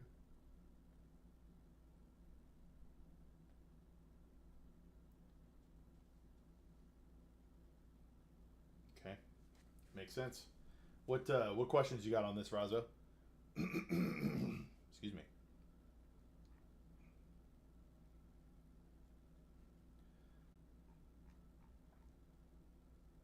Give me one sec here. Use the restroom.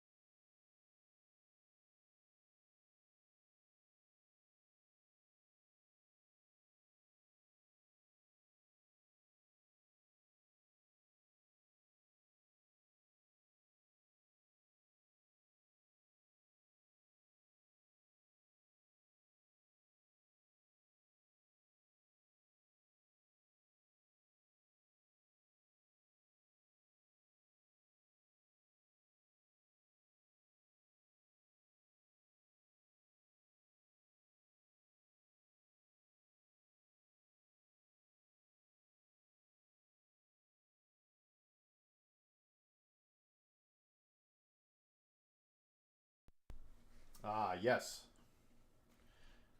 You found a Canadian version.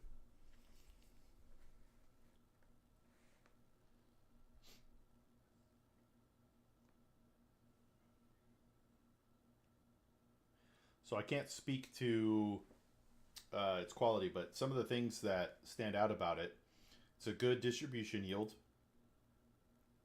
It's highly rated from a trustworthy company, assuming you trust BlackRock. Yes. All right.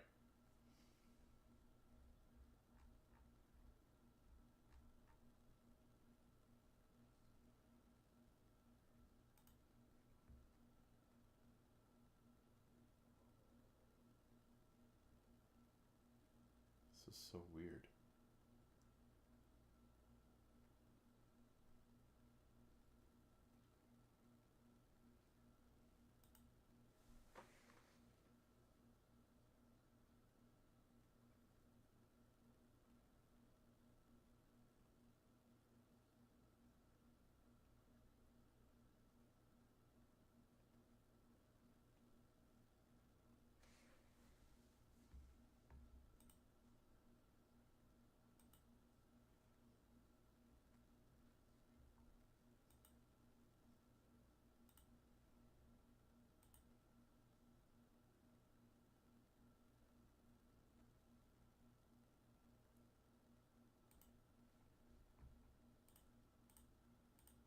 All right. So, yes, this will almost definitely, excuse me, uh, this money market and other money markets will almost always return higher than a savings account. Even a high yield savings account is generally less than this. The one thing that trips me out is that it's $50 a share. And in the US, most money markets are a dollar. And it also doesn't fluctuate price. But this is fluctuated in price, which is interesting. It makes sense because their short term debt instruments can move up and down in value, but money markets in America stay at a dollar. Hang on one second.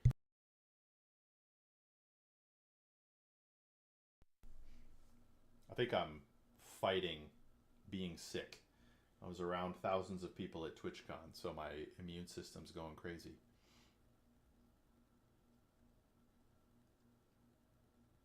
But the way you want to look at it, Brazo, is um, so you own X amount of shares, and you can kind of equate it to your dollars. It'll pay a yield, which will buy more shares, which will produce more yield. This chart for the growth.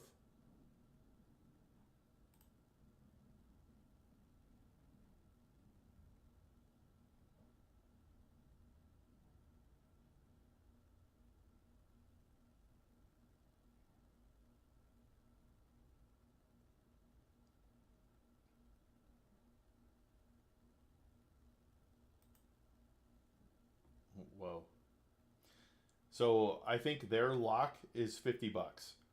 I think what they do, instead of $1 here in America, they do $50, and it doesn't really float. Like the highest it's been is 50.26.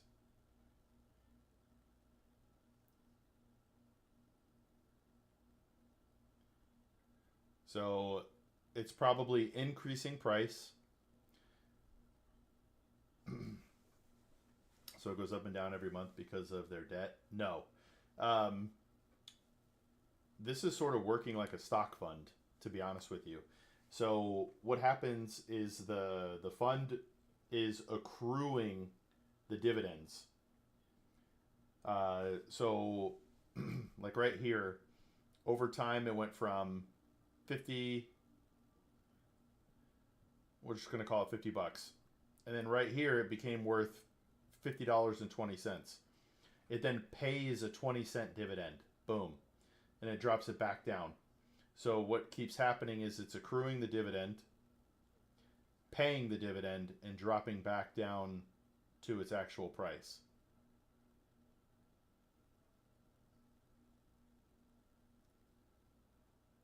It's pretty.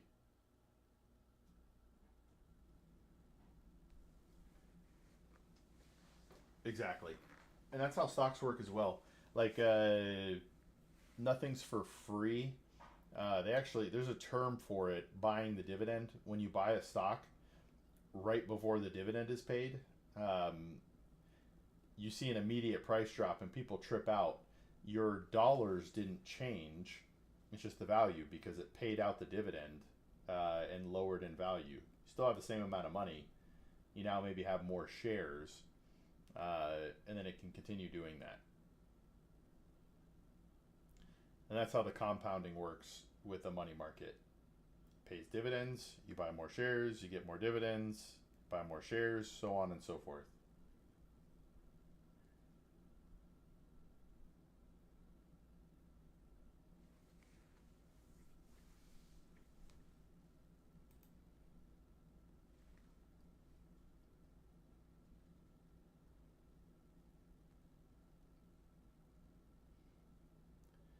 If you feel good about it.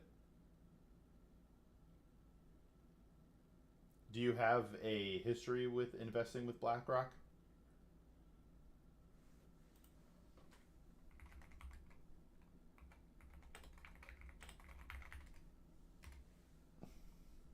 I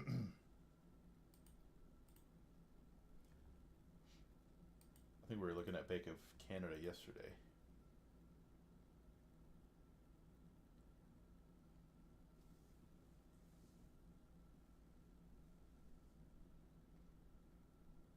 Okay.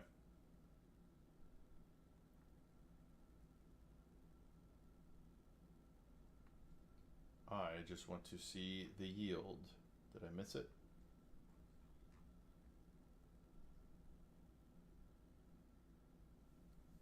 Looks like this one is lower than that BlackRock performance.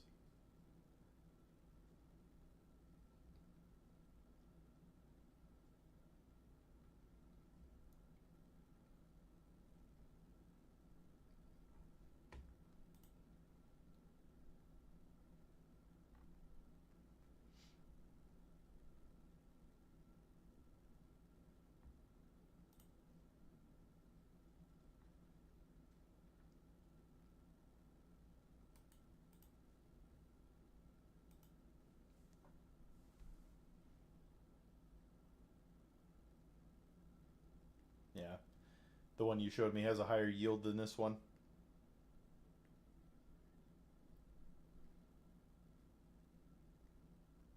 Hey, good chatting with you, Archangel. Have a great day, man.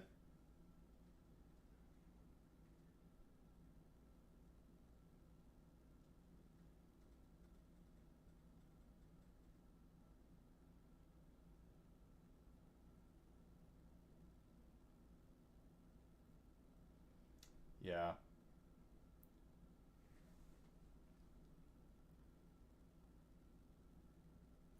And it might not seem like much because it's about a half a percent, but over the course of however many years, that can mean something.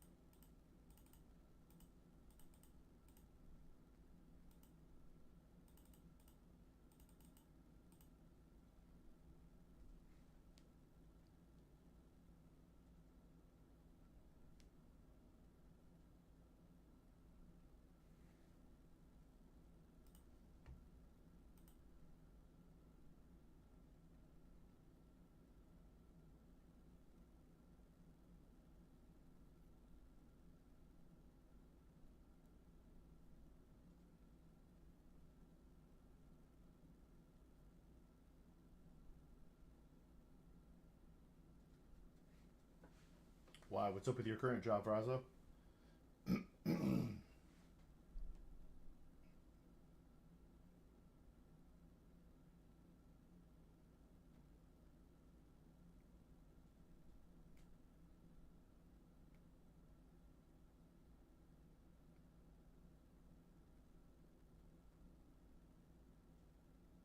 Ah, does the income fall to too low during off season, and then does it make up for it during the on season?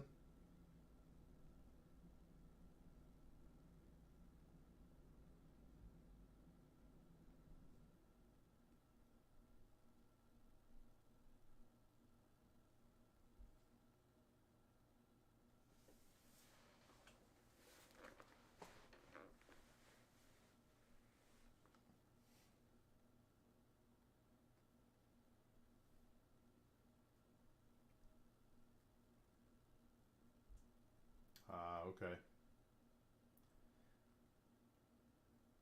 What type of work do you want to do?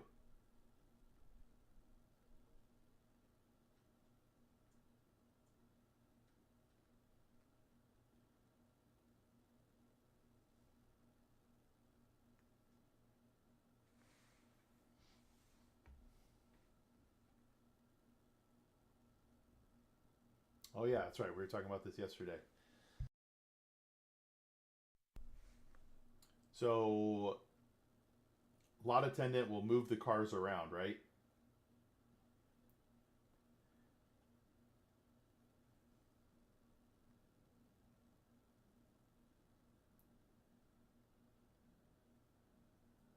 Go to school next year. I dig that. I had a buddy who was a valet while he went through school, and he actually made a decent amount of money. Yeah, school with no loans, that's the way to go. Man, I cannot seem to fully clear my throat.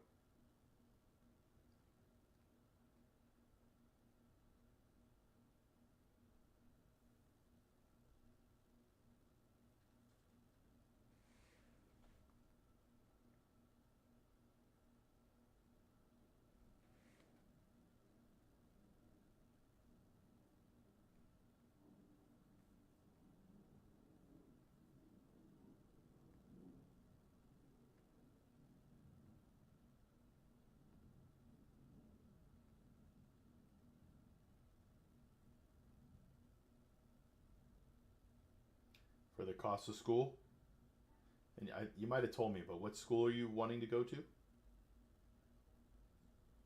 Yeah, 10,000 a year is cheap compared to what's here in the U.S.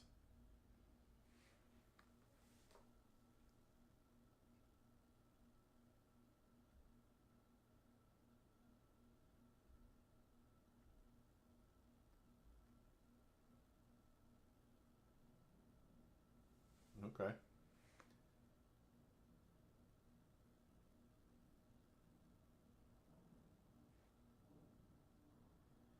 that's a good general business degree. Get your foot in the door at a lot of companies.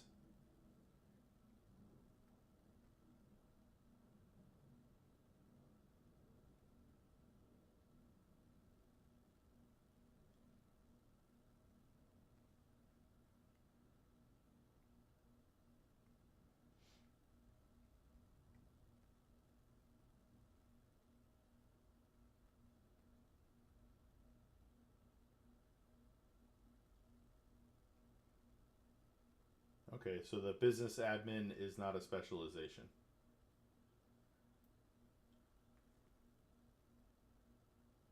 If you enjoy this conversation we're having and you want to help people, you could go into finance.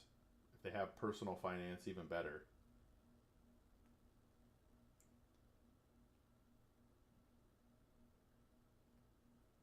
All right. If you're looking for one that will generally always have a job market, accounting, I could never be an accountant, but the job market is there.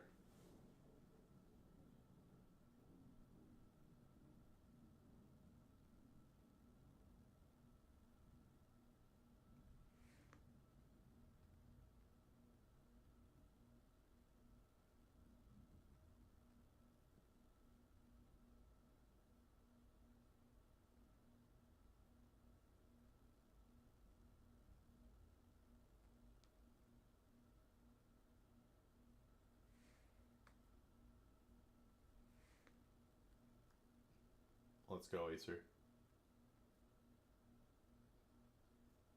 I like it, Frazo. I'm sure you've heard me say this before, but the easiest way to retire early is get those expenses as low as possible. So if you buy your home, get it paid off as fast as possible, then you're living the good life. You don't need as much of a nest egg if your expenses are low.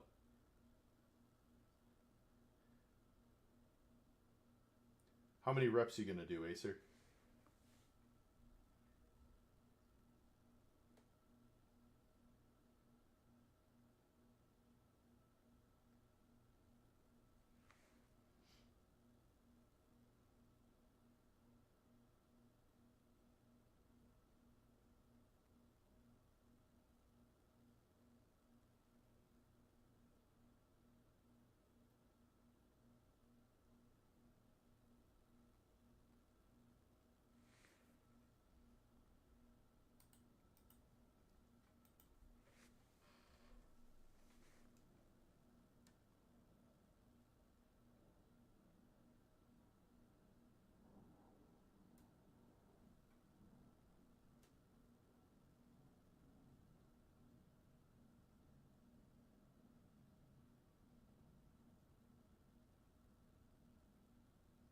You mean for the lot attendant job?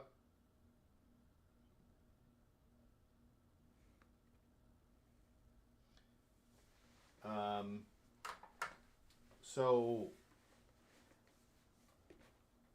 you can look at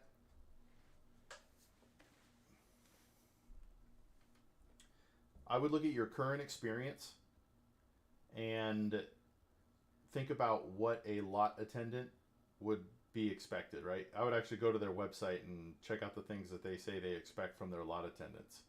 Once you do that, if you can take the skills that they want and put on your resume, like shape your resume so that the skills in your current job sound like they're applicable to the lot attendant job.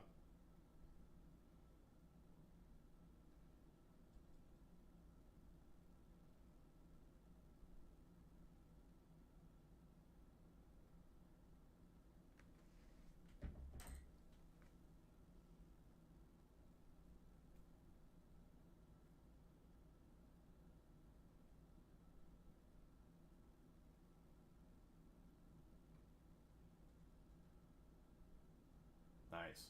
A lot of people don't tailor their resume. That's why I bring that up. A lot of people send the same resume to every company they apply for, and they don't tailor it so that when that company reads your skills, they're like, oh, that's nice. We want this person.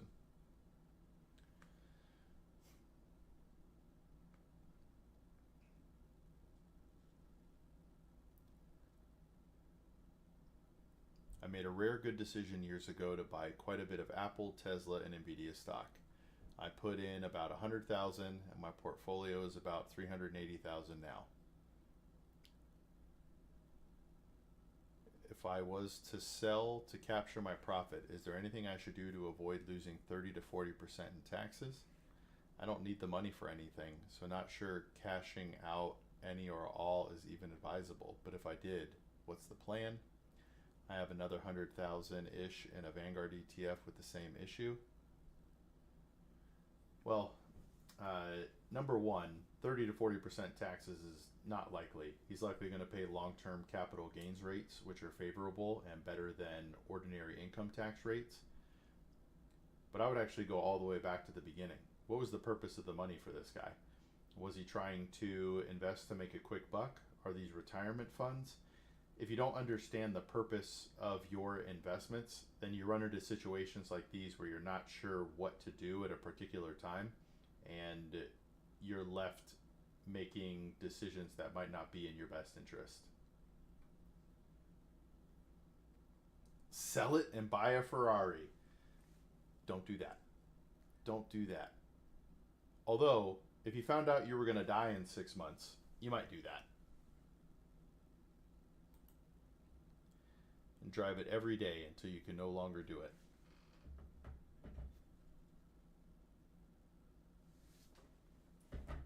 Okay, give me one sec.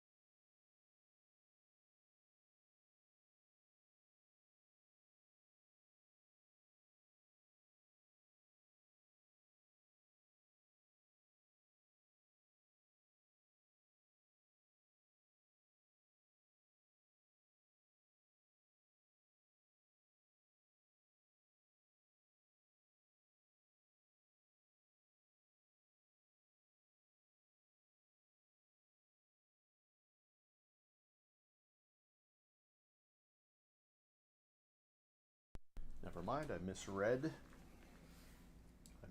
The text. My wife is not home yet.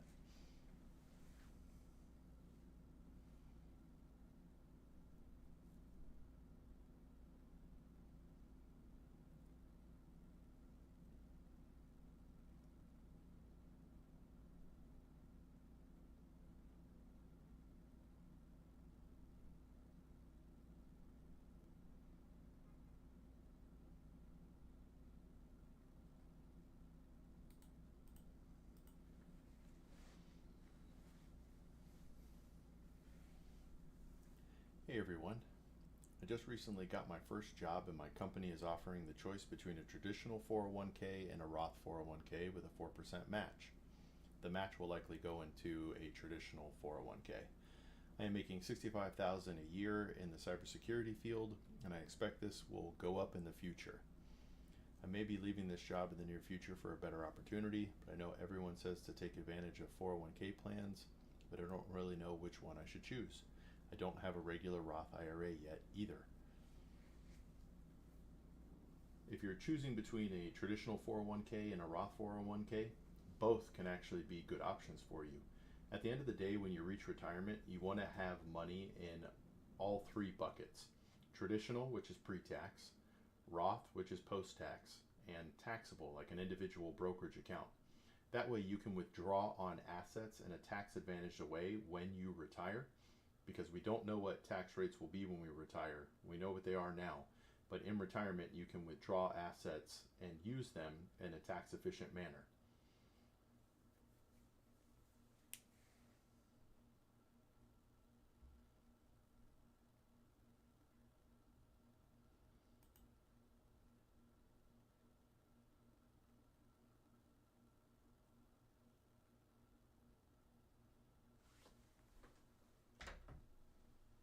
Grab my headset.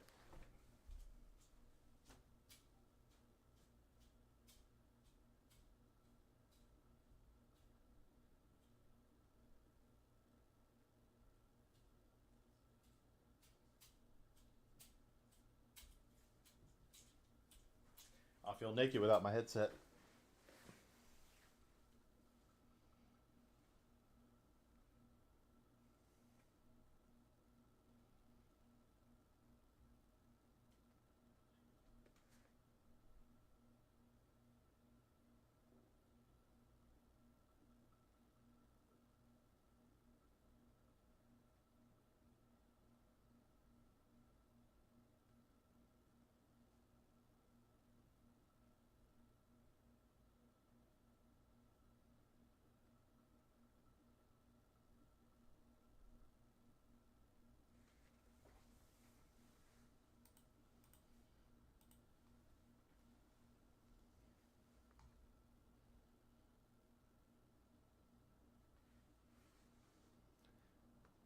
Currently 19 years, looking to buy a house.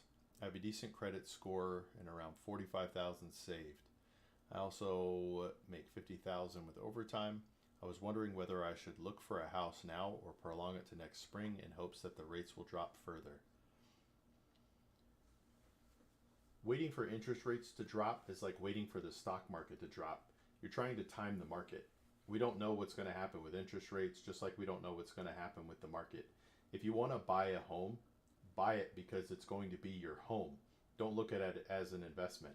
If interest rates drop in the future, you can always look to refinance, but make your decision on buying a home for it to be where you build your life.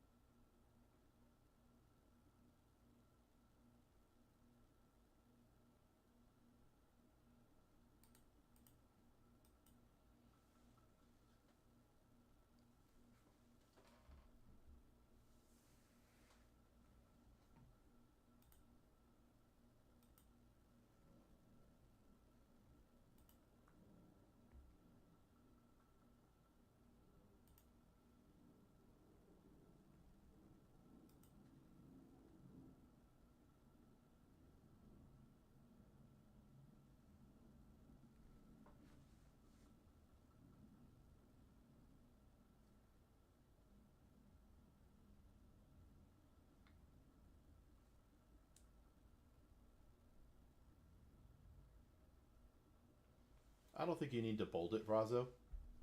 They're going to read it, but if you think that is the um, most important thing you want them to take from your resume, just make it your first skill.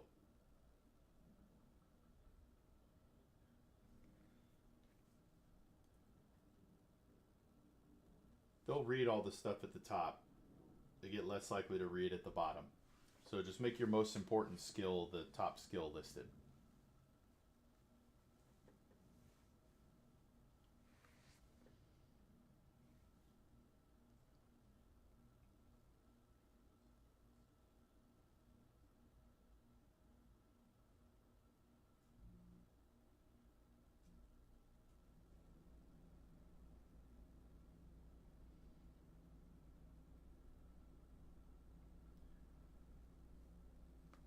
My question is, should I max out my 401k and or Roth IRA, or should my priority be saving for a home? Not 100% sure about the pros and cons of each decision. Thanks for any advice in advance. The answer to this question is you should look at doing both. You need to put together your budget to understand any surplus you have and where that money could be going. A home is eventually going to be a goal. It's just how soon do you want to accomplish that goal? The more you save now, the faster you can get the house. You don't want to sacrifice too much on your retirement savings because you still have those goals. But this is where setting goals with time horizons and risk tolerances can help you invest and save towards reaching those goals.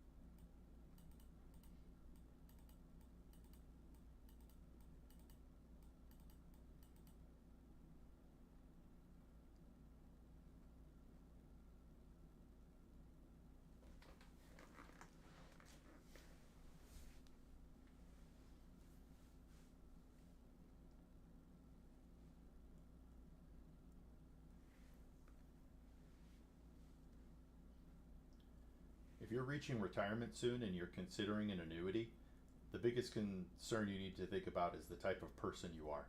How responsible are you with money, and what are your spending needs, and what will give you peace of mind? If you take out an annuity, you have a guaranteed income stream, hopefully for the rest of your life. That gives a lot of people peace of mind. At the same time, you could take that same money you'd put into an annuity, move it into some sort of bond fund, and probably make similar income without giving that money away, and you can always draw on that money if you need it. So an annuity is really for someone who wants the peace of mind of knowing they have income coming in every month, and potentially for people who aren't responsible with their money and may overspend when they shouldn't.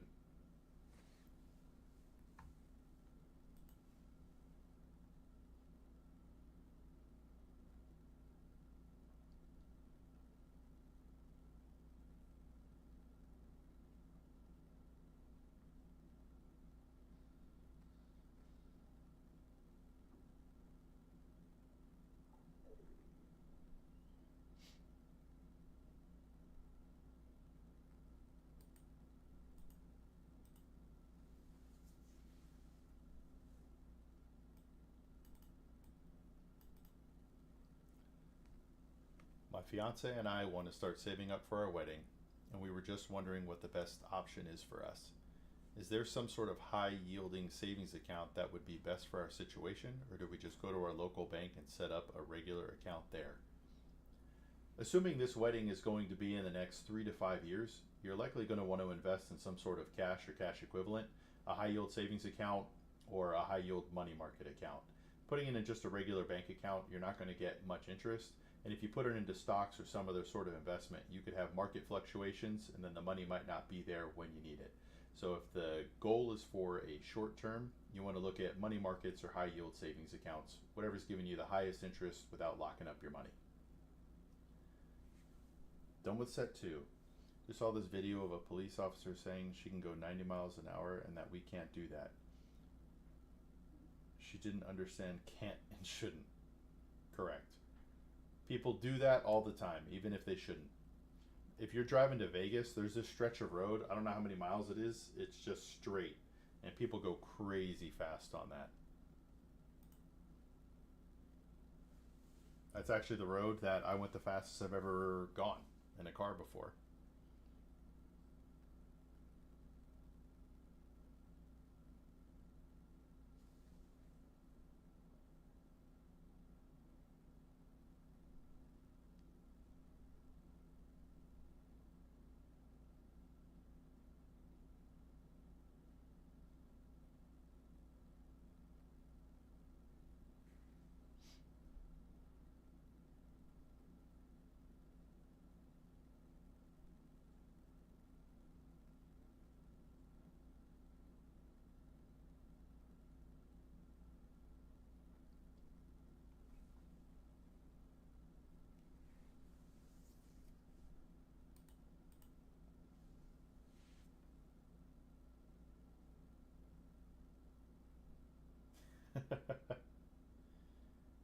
Clocked at 97.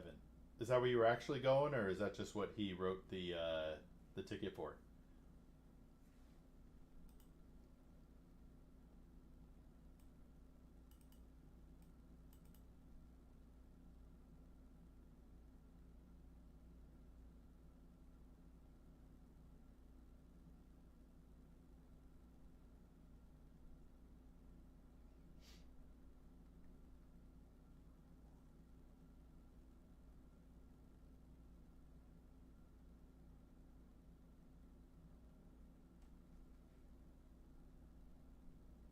Whoo! You got lucky, Acer. Did he take you to jail or anything?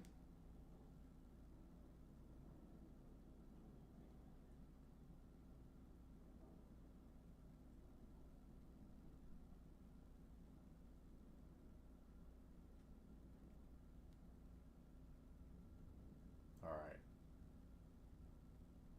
I pretty much do everything in my life to not go to jail.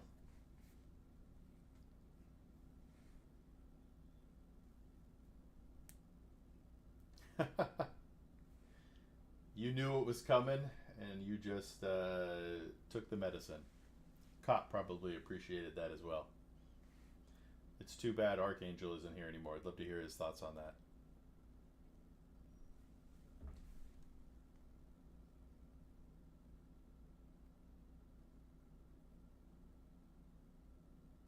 Oh, my wife is here. I'll be right back. Gonna help bring in the kids and the groceries.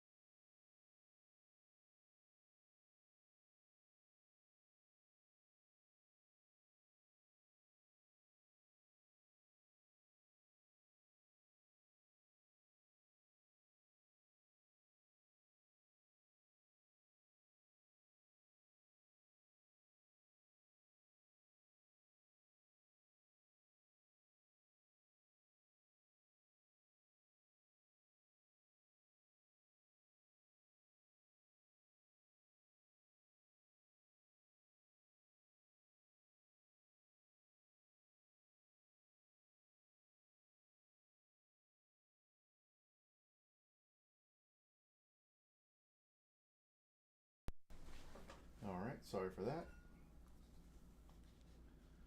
I have about 20% of my investments right now in money market or short term treasuries. With the rates heading down, what should I be doing with these funds? I was happy with the 5% yield. Hey, dude, welcome to the channel. To give you some background, I've been a certified financial planner professional since 2014. I have over 13 years of experience at Vanguard. I'd have to know a little bit more about the purpose of this money. What do you need it for?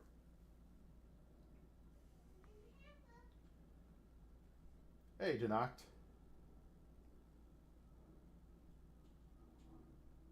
There are no funds really comparable to the total stock market index, the total international stock market index. That's kind of wild. So basically, Vanguard have advised me to use their fund filters and choose a ready-made fund from what they offer. Wow.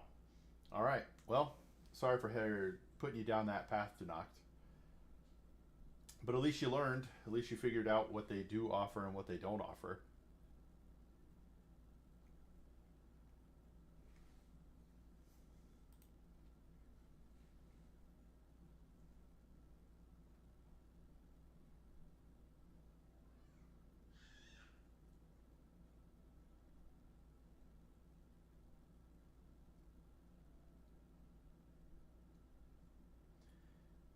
And dude, if you're still there, uh, if the funds are for like an emergency fund or ready cash, then even though yields are going down, it's still probably the best place for them to be.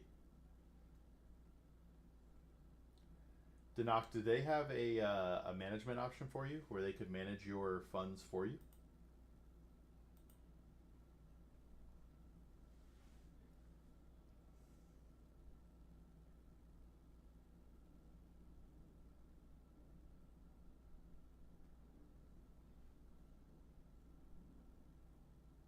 Not until you invest. So what if you put your money into one of their money markets and then said, all right, you go through their assessment and then they manage it for you?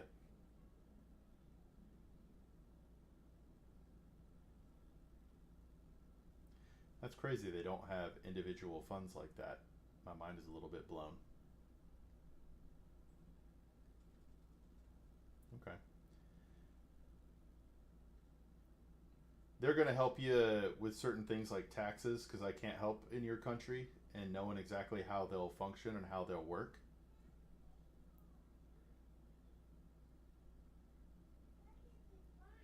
So, like account types and tax efficiency, I can help out in the US, but I can't help out there.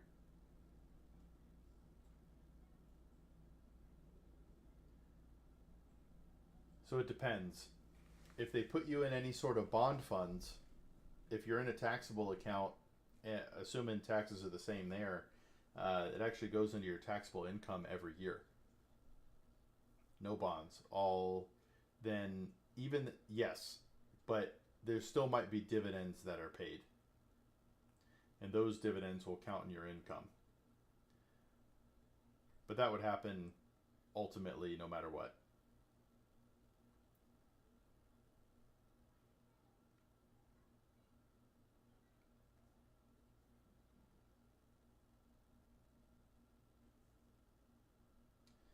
Even if they reinvest, they still pay out and you pay tax or they're eligible for tax even though they're reinvested. That's where the account type matters. Because like in America, in an IRA, you don't get taxed on the dividends, but in a individual account, you get taxed on dividends. Yeah, because there's still payments. It's like they're giving you a check. You just have the option to take that check and buy more. But since it was cut, you still owe.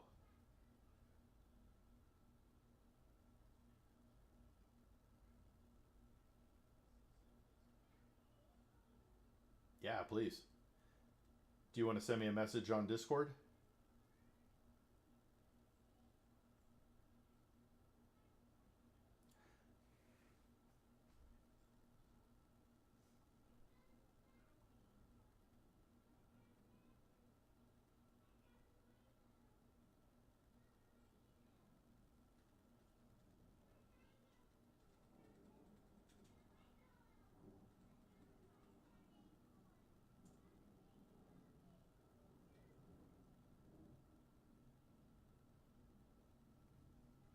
I don't think it'll let you send a link. I think it's going to asterisk it out if you send a link. Yeah, it just gives me 3 stars. Do you want to put everything after the .com?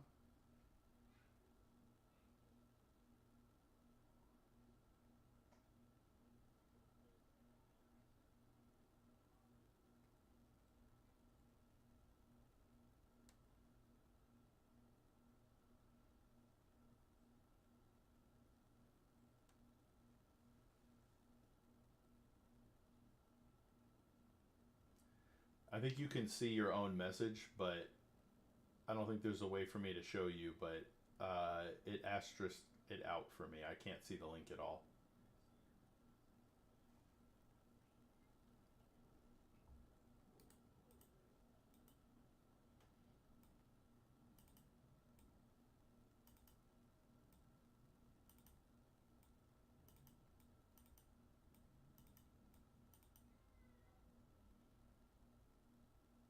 Denacht is back. Vrazo's back.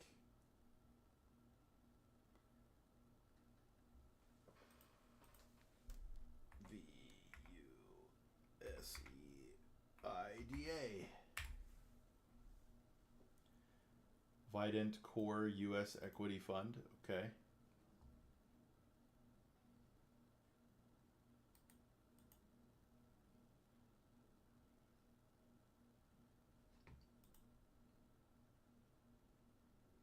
I got it. I mean, this looks like a total stock market index fund, to be honest with you.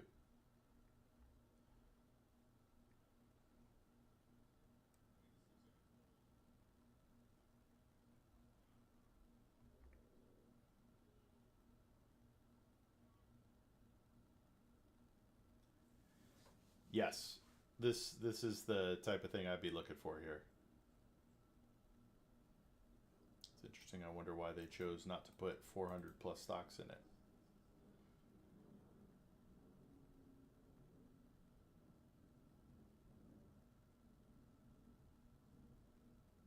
Yeah, this all looks right.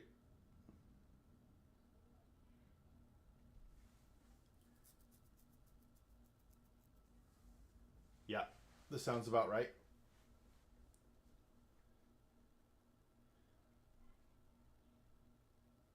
Yeah, hit me with the international one.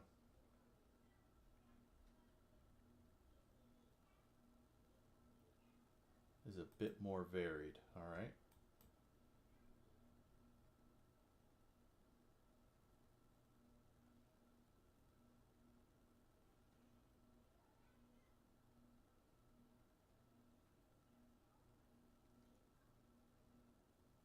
Yes. I just wonder if global is going to also consider US. Like in America, the international funds don't look at America, right? Everything else is international. So for the UK, is their global not going to have the UK in it? Just a question I have, but we could check that out. What's the symbol?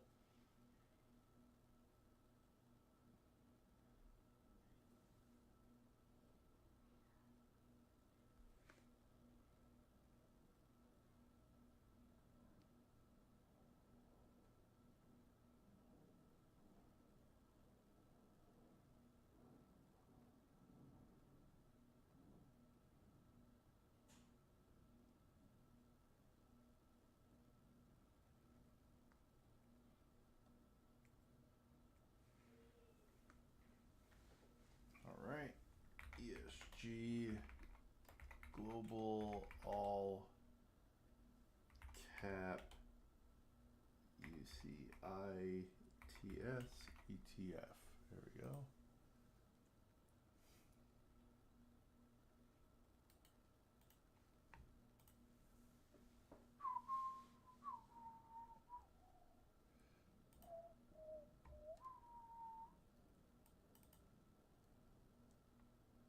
Huh. So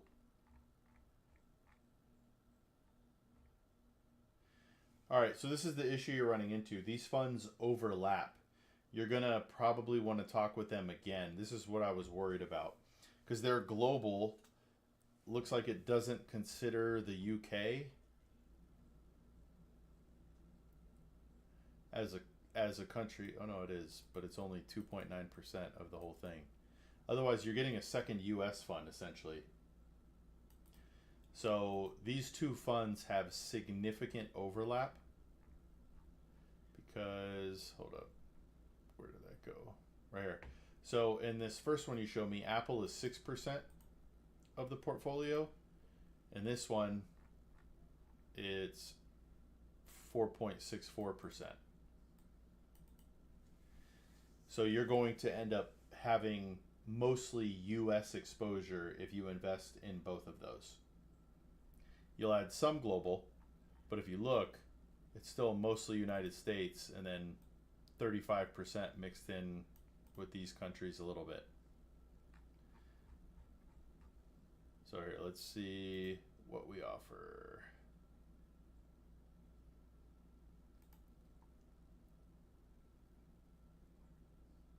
I wonder if there's an ex-US fund.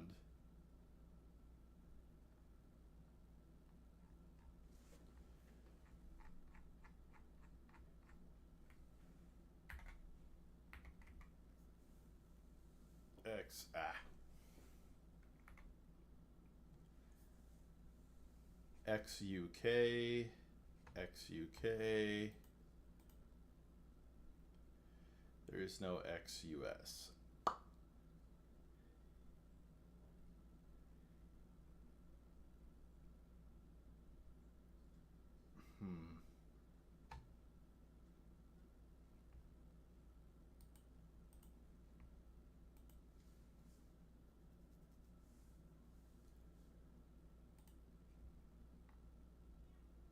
Whoa.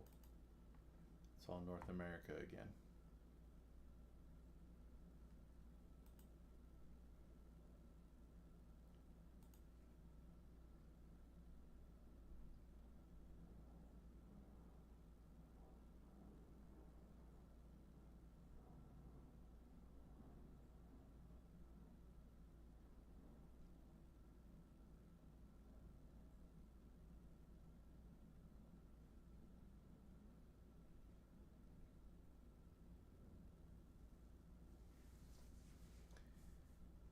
Yeah, it doesn't look like they offer a ex-US.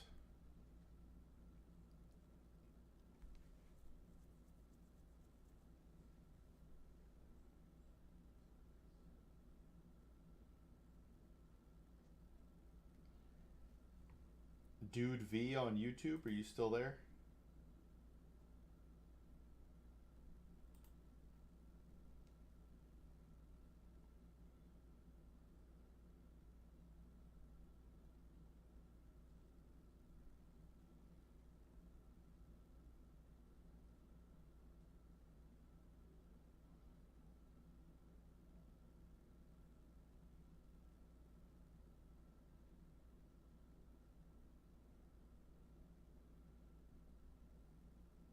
What is this? Give me one sec.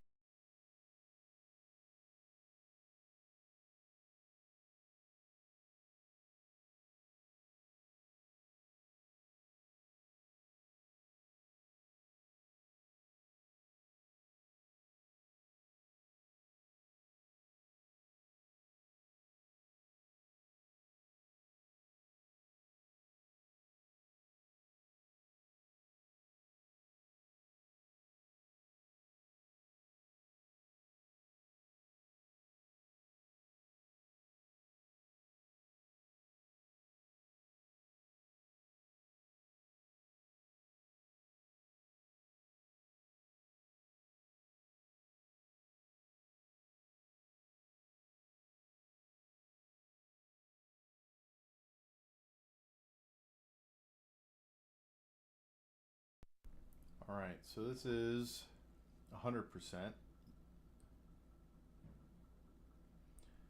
Okay, so any global fund with very little NA.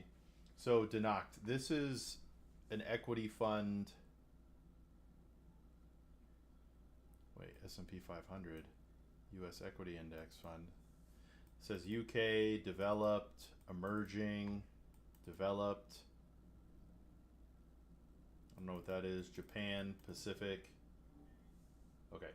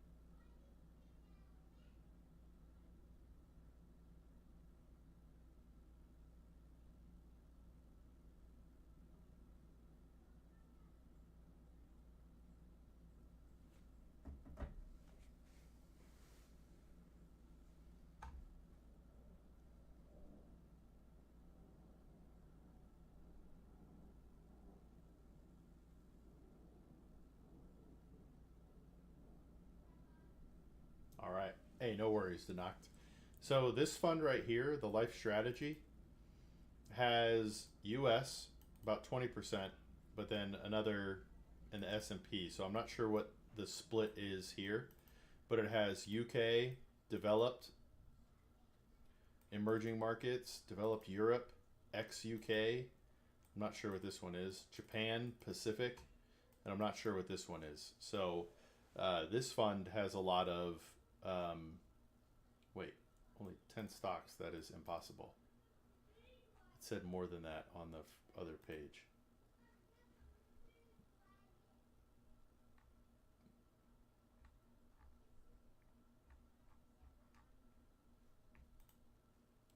Like right here, it holds almost 7,300 different stocks.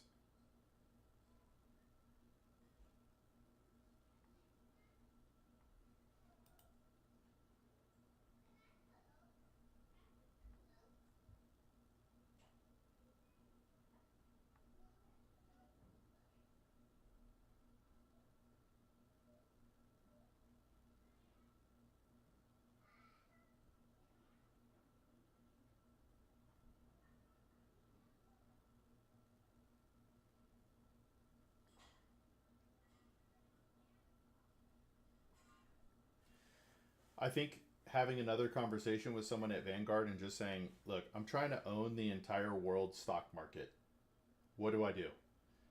And then they'll either give you one fund or two funds or three funds, whatever it is to own the entire world stock market.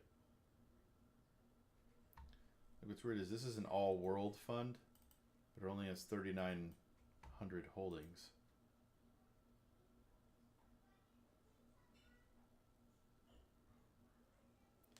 Global all cap index. Let's take a look at this guy.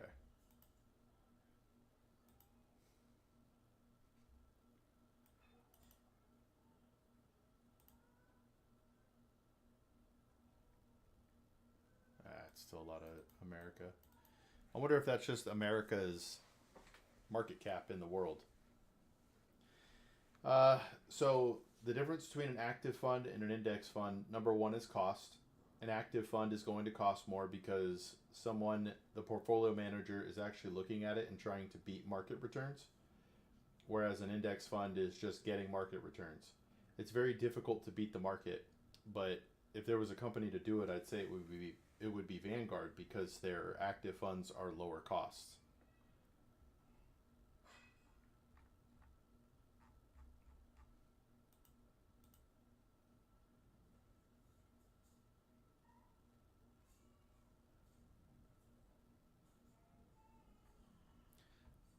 Global aggregate bond.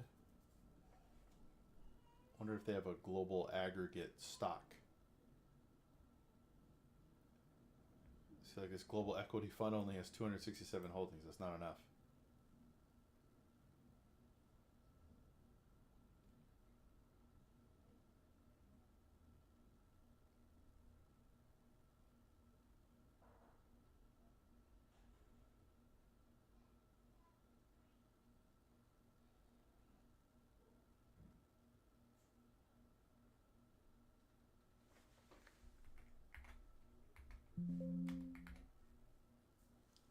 only aggregate fund, and it's a bond fund. So you'd be looking at something for like a global aggregate stock fund, but they don't seem to have that.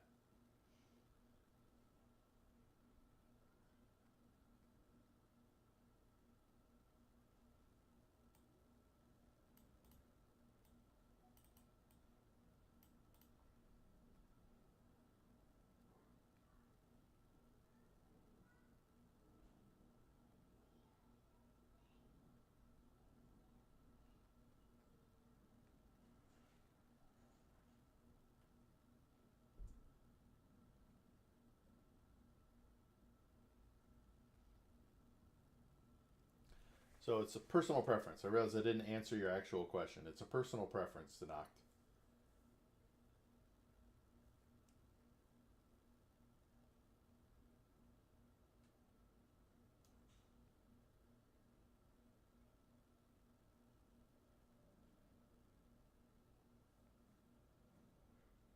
Do you want to try and beat the market, or do you want to get market returns?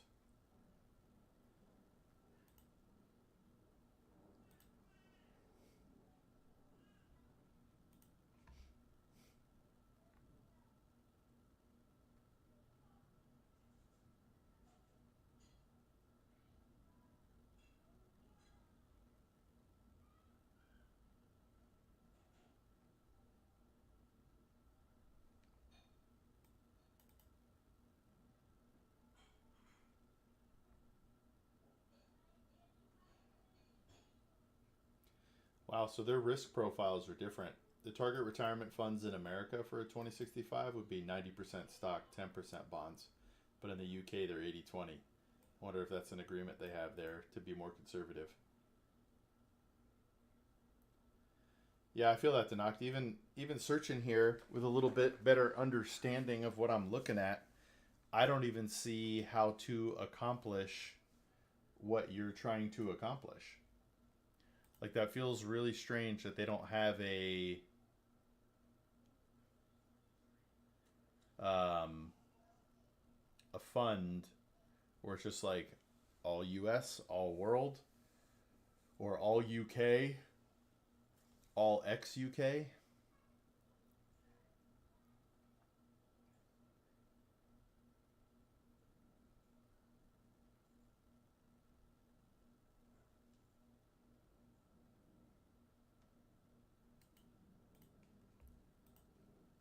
So I think the market cap of the US stock market is why this is like that.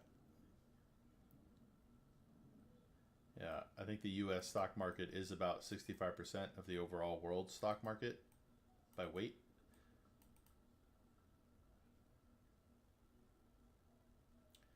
So, like a fund like this gives you North America, Europe, Pacific, emerging markets, and Middle East. Hooah! Let's go, Brazo. Give it a little comb here. Oh, yeah, and you got the brush. Let's go. Let's go do that anyway. You know what? We'll give a comb beard since I was already doing this. And then we get the wooden comb. You know, it's funny. Sometimes if I just brush the beard out,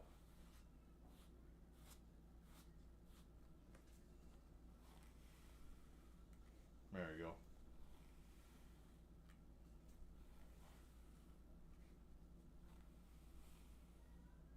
Boom. Gets all big. Should I leave it like this? Can't do it. I like it when it's more kempt.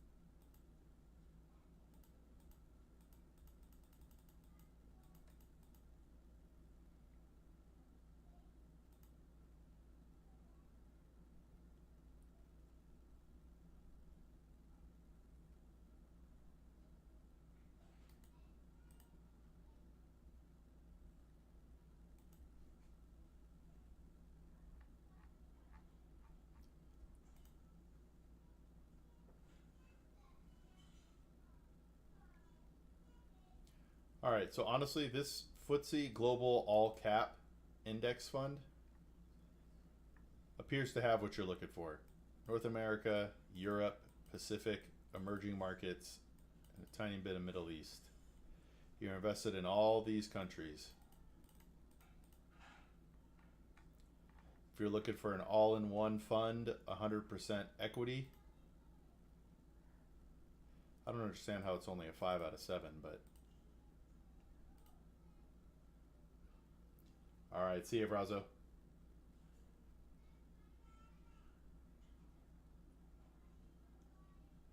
I will be back on tonight.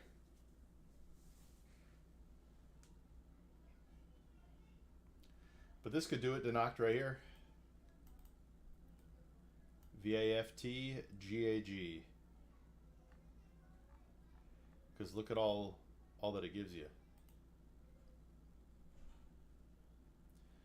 Over 7,000 stocks, mostly North America, which I believe is their weighting, and then these other regions, and really all these countries. No, I think this would include it. This is one fund that has both US and the rest of the world.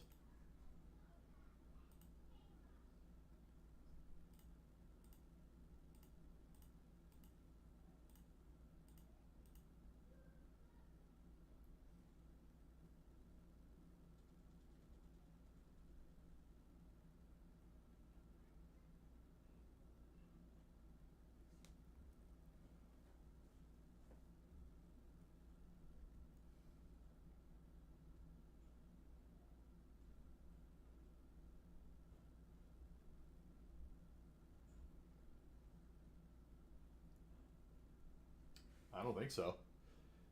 If I'm reading this correctly, Denoct, and you can verify this with one of their reps, this is essentially the entire world stock market in one fund.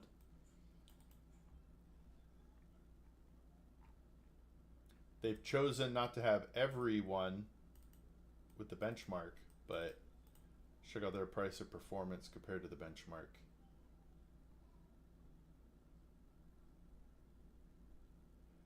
So the benchmark has performed a little bit better than what they are doing. But there's probably a reason they don't invest in those. But it honestly looks like this fund is what you're looking for. The whole world stock market in one fund.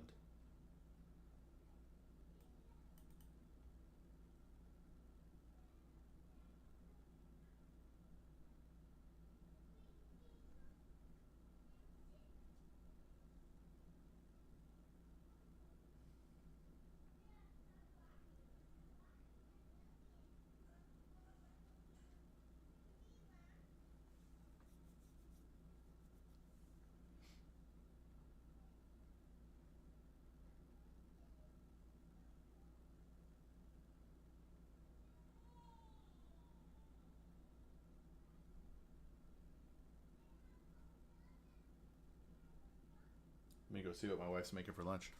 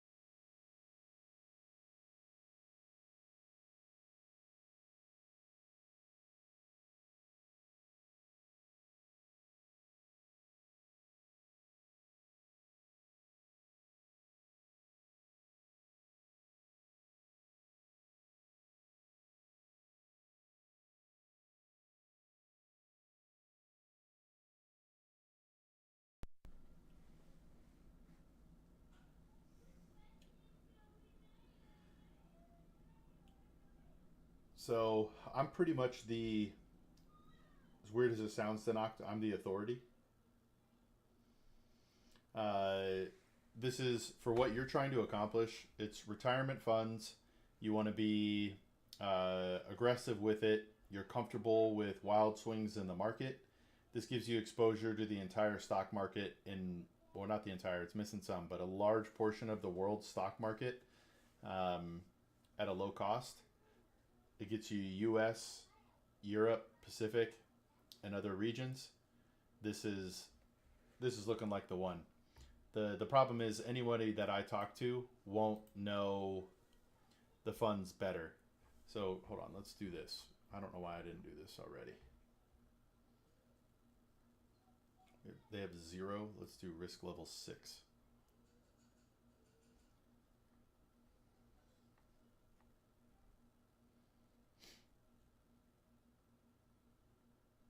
This one is more aggressive. Why?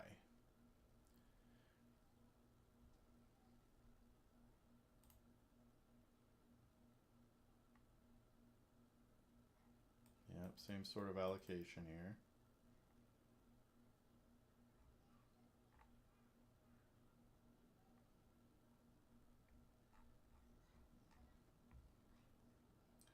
This one's a little bit less risky, probably because it has more holdings in it.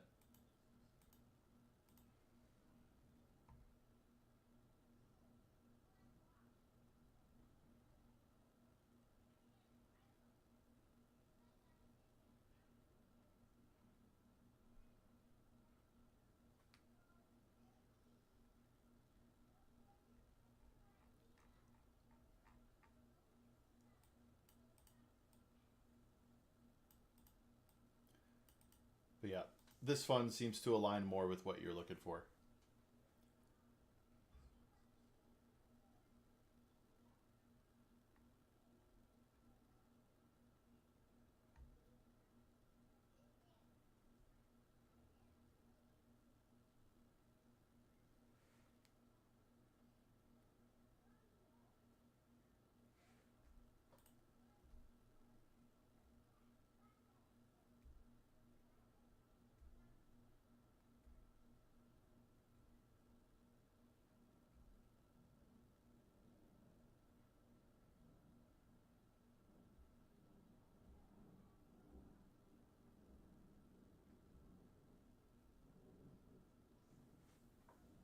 Yeah, I think so. You don't have as much diversification in this one.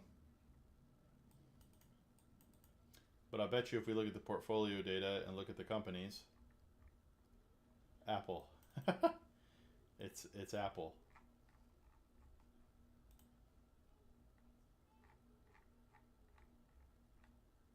Apple. So less of the overall fund is concentrated.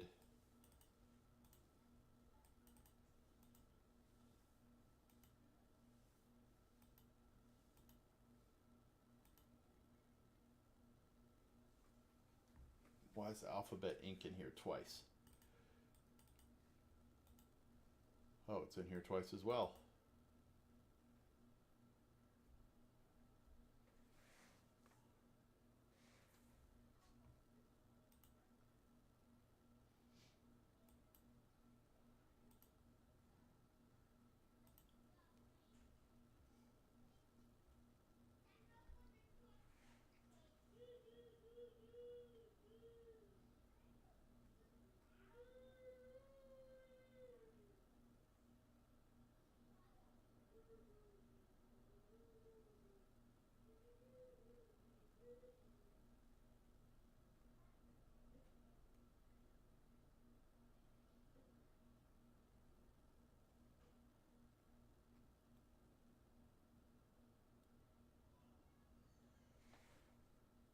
Yeah, that's what it. I think that's what it's set up here. You could choose. So you could do accumulation or income.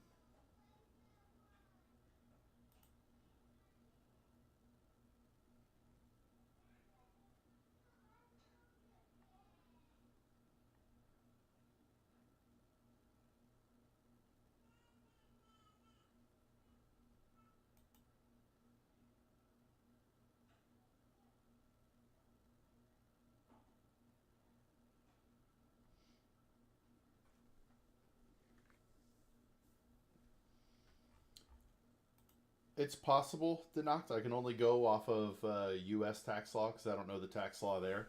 They maybe have um, different tax treatment for dividends, but here in America, dividends are taxed when they're paid, depending on your account type.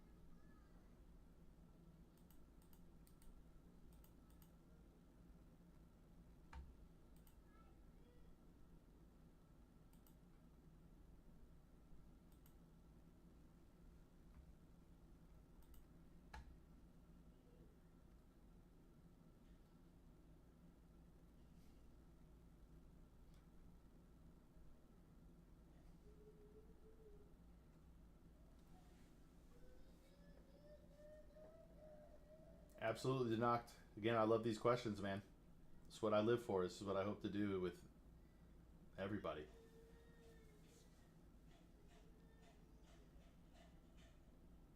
Thank you, sir. Keep me posted.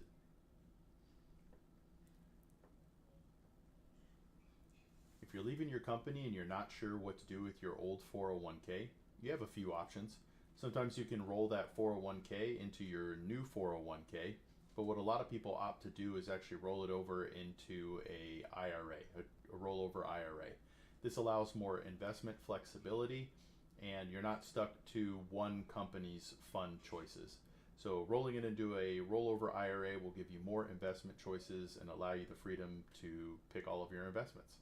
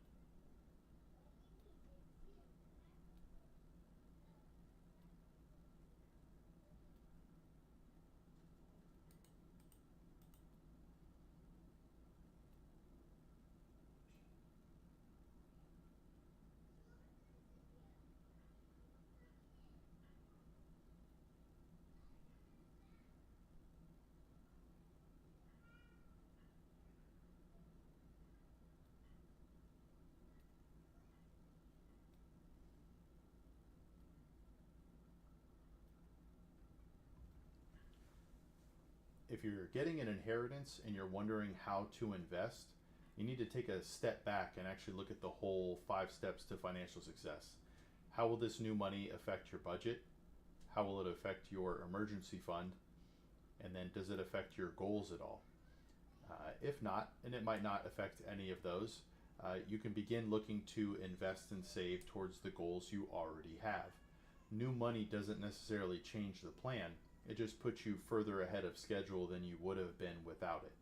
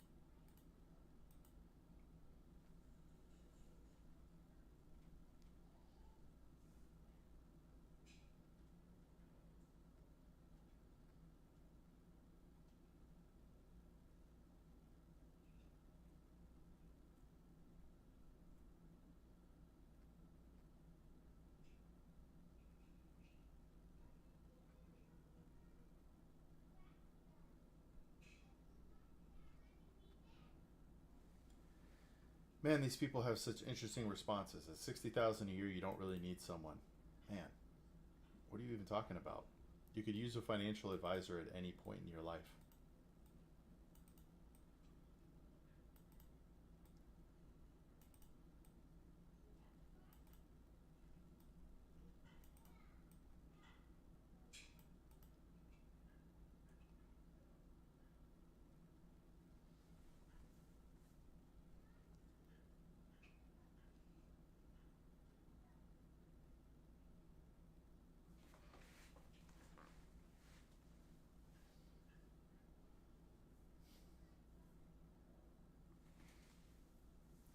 A lot of financial advisors want to help clients who are already down, no, that are already,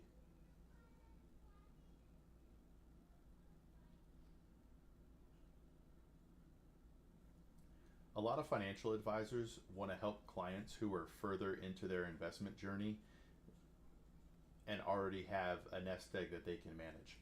I want to help people get off on the right foot, avoid making mistakes that I and other people have made, and really set them up for the future.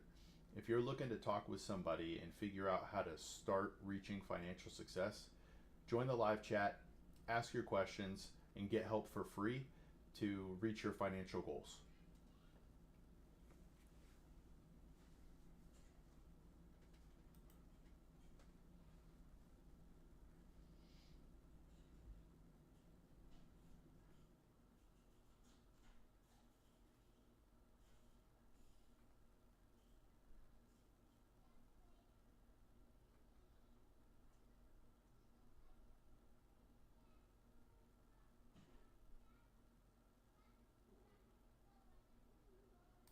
It's going to be a money market.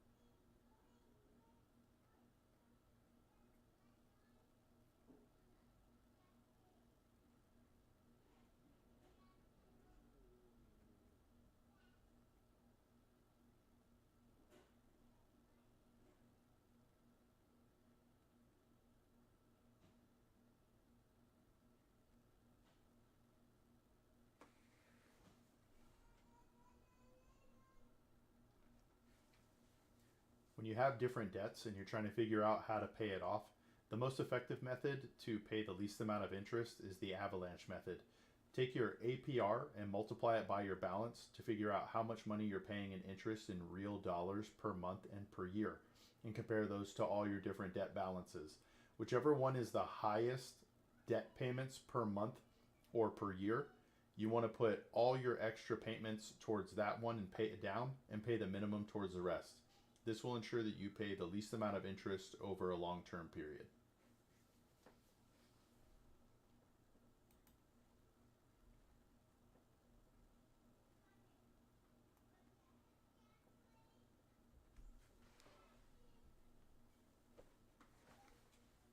Give me one sec.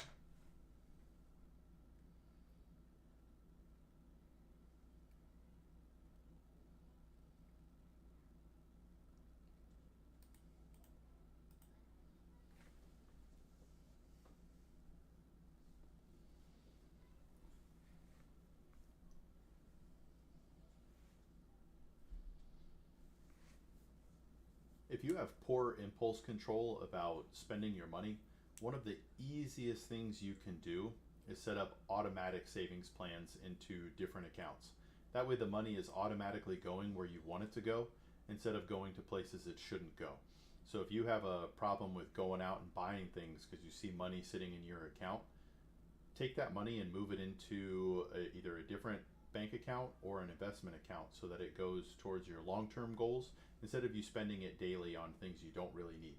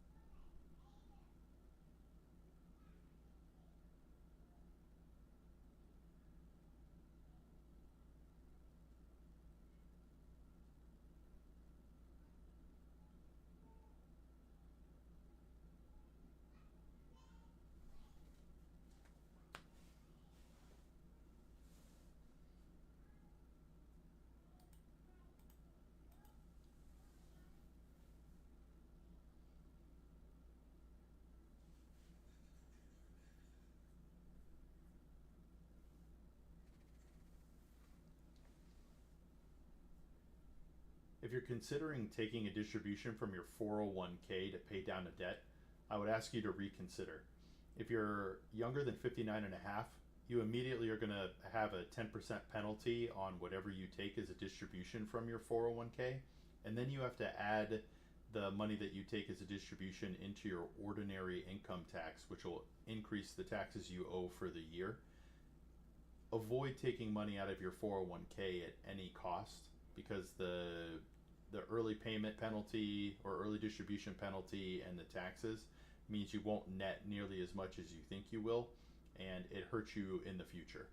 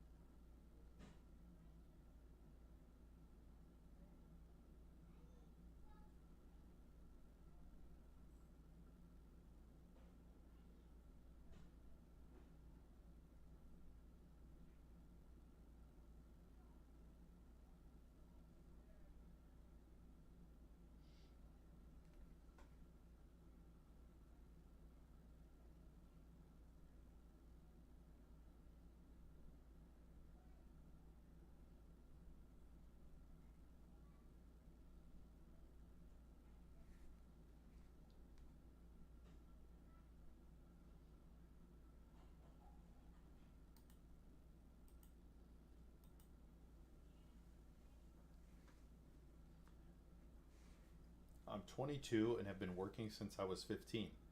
I haven't been able to save. I was working jobs that offered a max of $11.75 an hour and unable to work full time.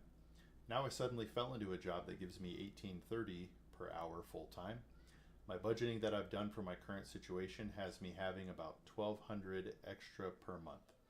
I have no debt but also no credit. What would you guys do? How would you save? You need to actually go to the 5 steps of financial success and pick up where you need to. So it sounds like a budget has already been done and they know that they have $1,200 in surplus. From there, you need to take that surplus and build your emergency fund. I like 12 months of basic living expenses, but you can be more or less conservative depending on how you feel. Once you have your emergency fund set, you look at building a specific goal with a specific dollar goal, time horizon, and risk tolerance. Once you have those things locked in, then you can begin investing towards those goals and help you achieve them in the future.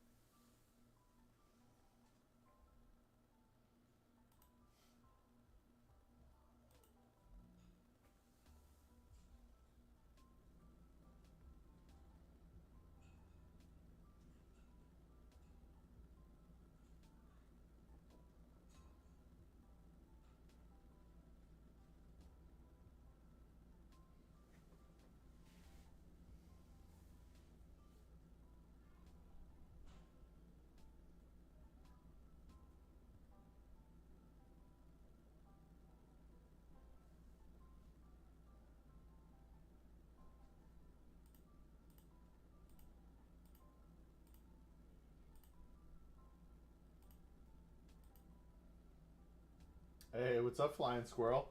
Hey, I'm sorry I didn't have this chat box open. I'm not sure how long ago you sent it.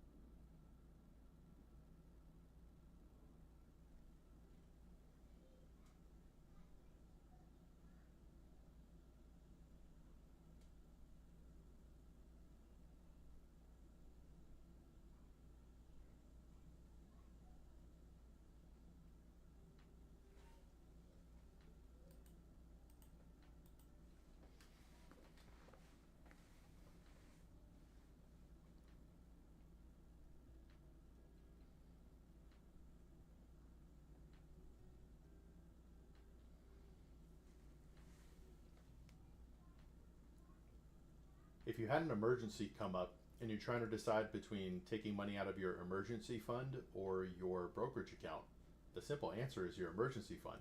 That's what it's there for. Even if it's not funded the way you'd like, it's always better to take it out of your emergency fund instead of your investments that can continue to grow, and if you sell them, you'll pay taxes on it. So if an emergency fund or an emergency comes up, use your emergency fund. That's what it's there for. Pay that off, have that peace of mind, and then use money to replenish it along the way.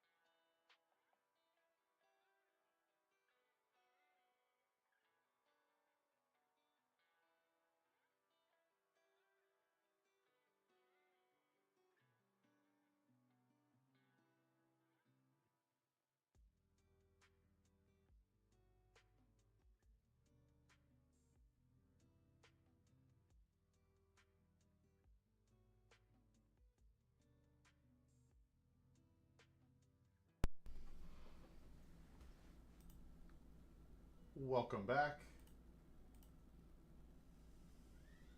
Actually,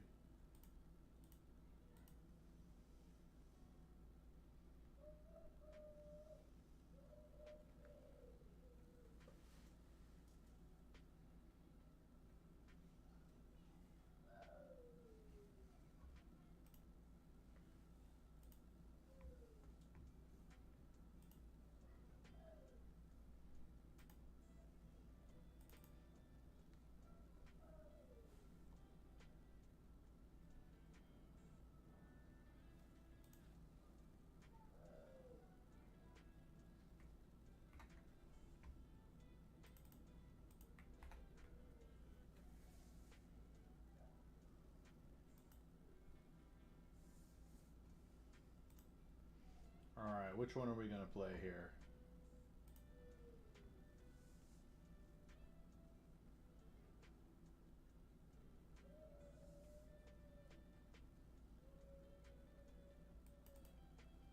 Would you take out a personal loan to pay off a large credit card because the loan rate is better?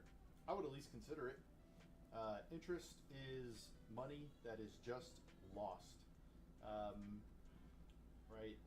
We were actually talking about debt a little bit earlier in the stream, but anytime you can pay less interest overall, you want to go for that.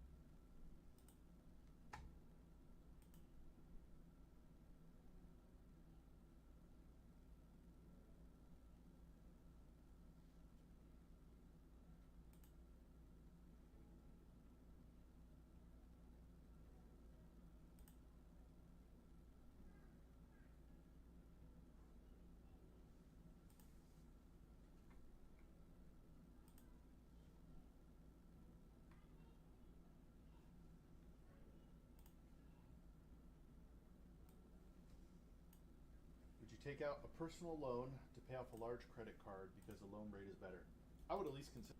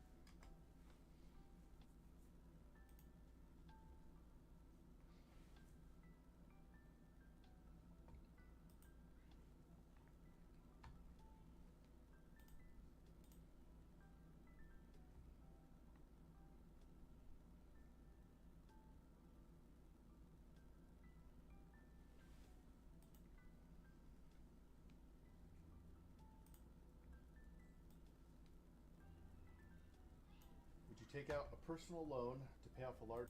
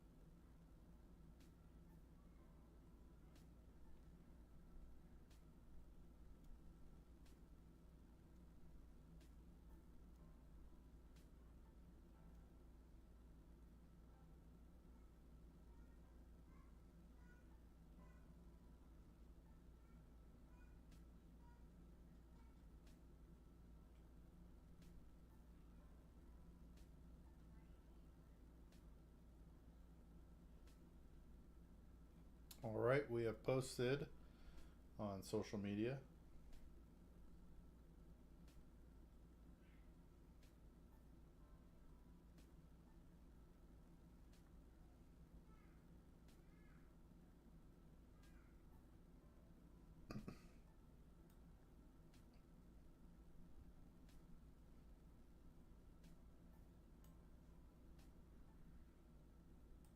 A lot of investing we do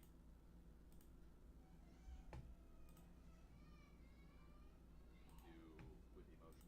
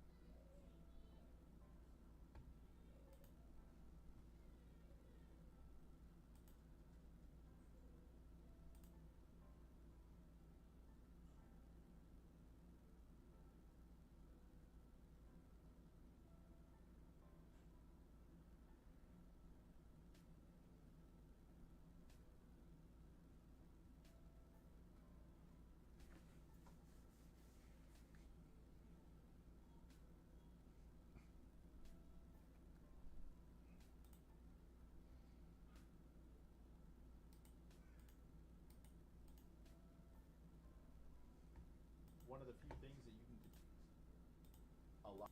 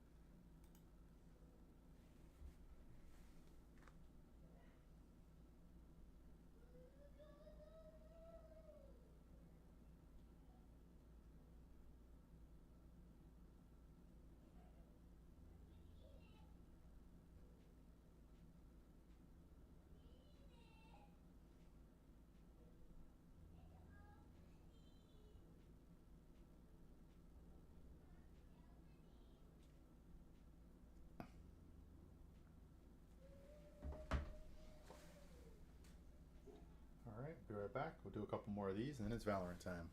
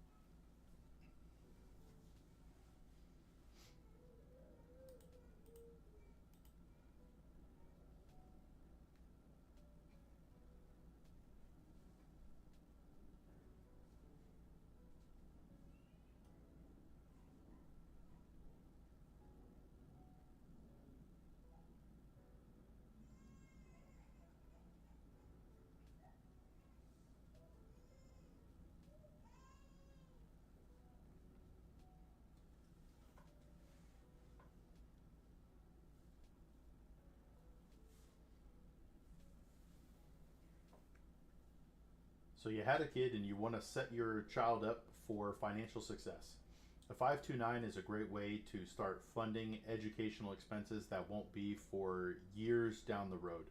Another thing you can do is actually set up a custodial account where the account is the child's, the parent is kind of in control over it for the time being. You could put money in there and invest it uh, in a uniform gift to minors account. And then when the child reaches the age of majority, the money becomes theirs. There are things you need to consider. Do you trust that your child would be responsible for this money at that point? But this is a way to set them up to have money when they reach a certain age.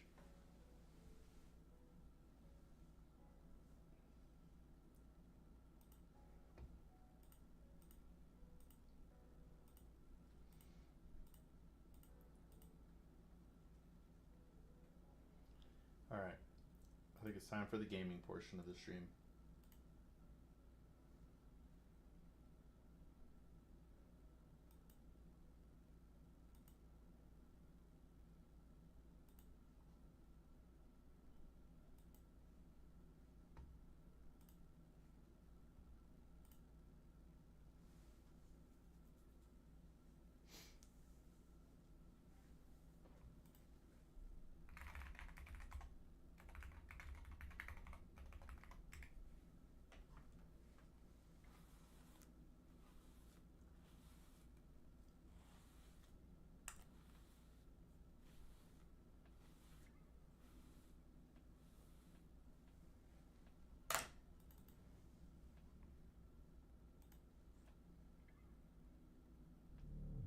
Oh, 65 stream.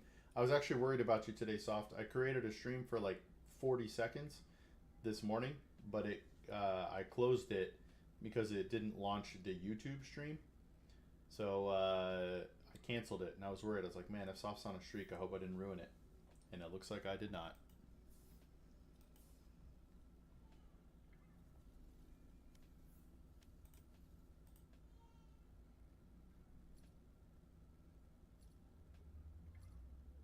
I don't want any of this stuff.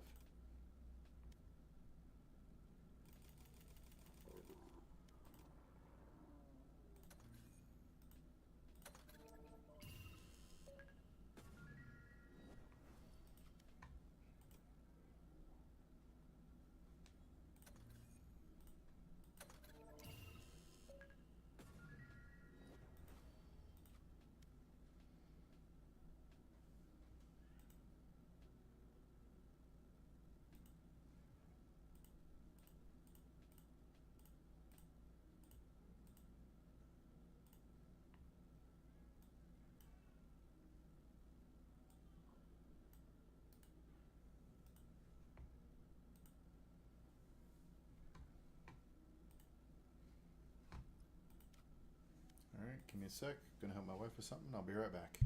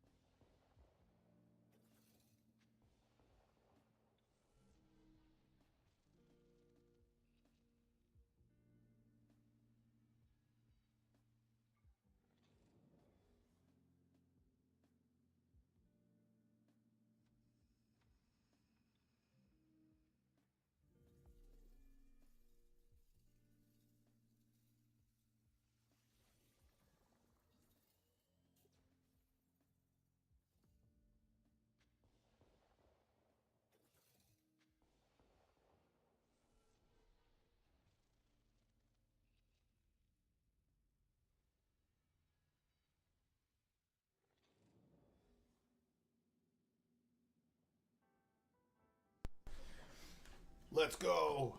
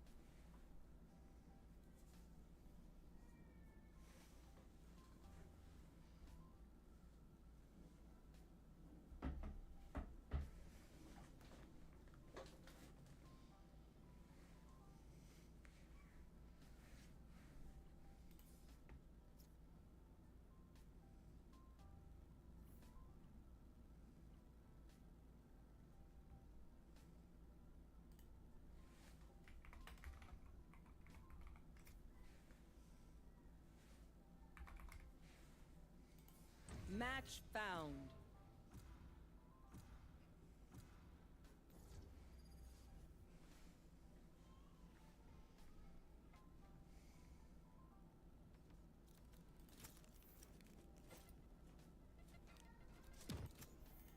They have no idea how heartless I am. Like a rhinestone cowboy.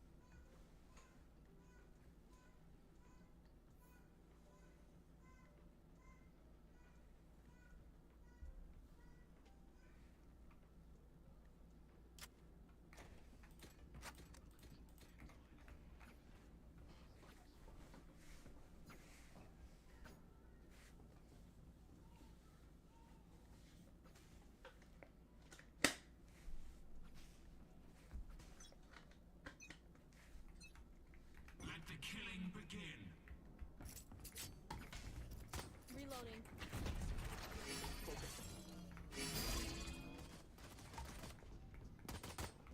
Reloading.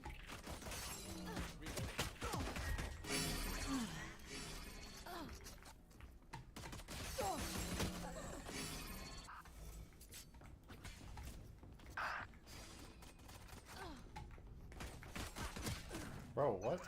Just like teleported.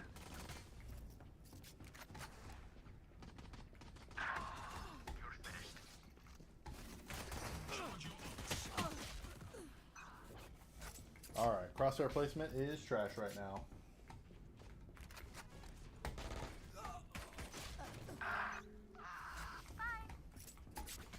Switching sides. Okay. Get inside. There. Target down. 10 seconds until stage change.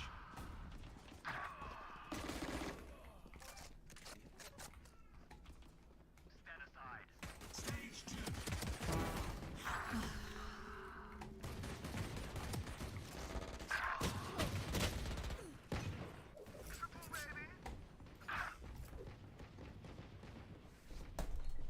Yo, I just smacked my monitor.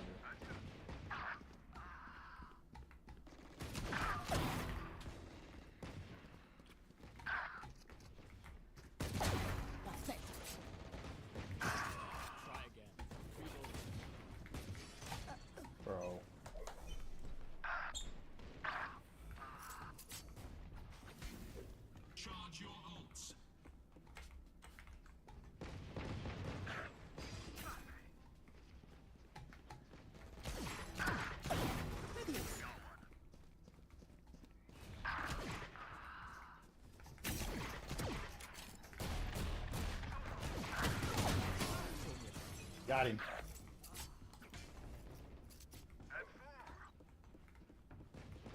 New stage in. Chambers on rampage. Stage 3.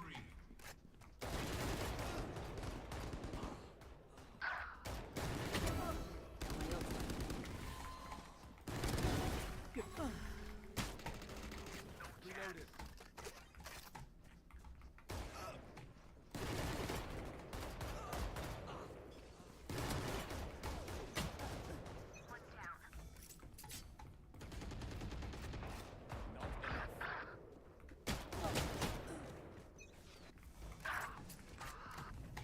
Cutting their vision. Careful now. Ultimate orb spawning.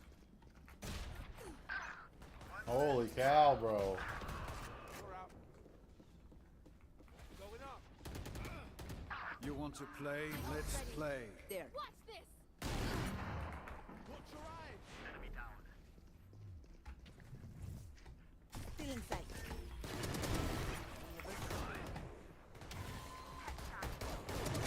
Bro, there's no way. Oi! I'm pissed! It's you and me.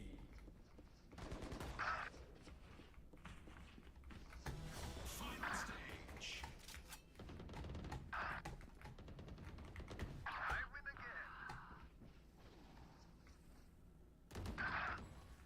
The hunt begins. Insecto. Shoot.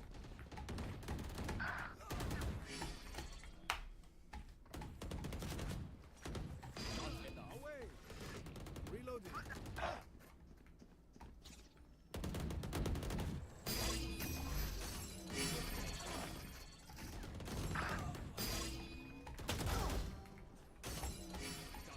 Get out of my way!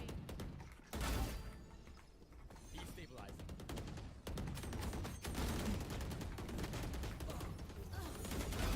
Well done.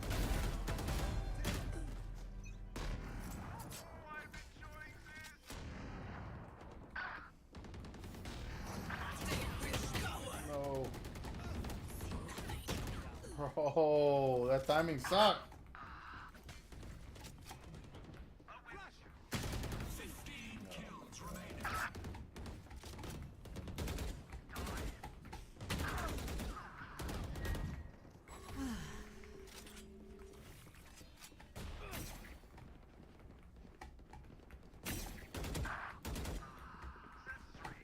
Kills to go.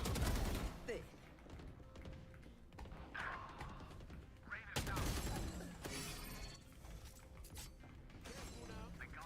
Watch your eyes.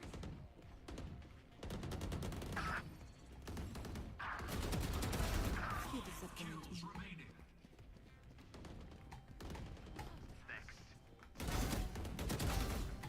Results. My ultimate ready. Cutting their vision.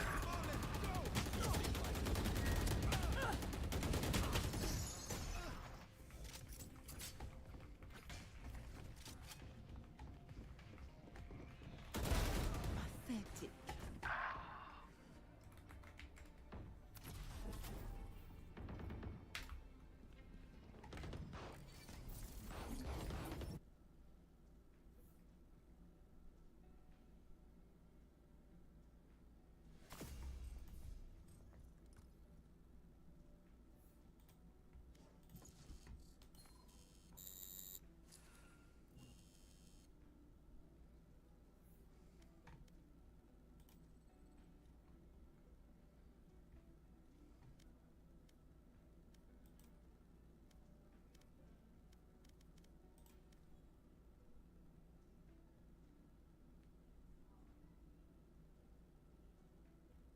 Match found.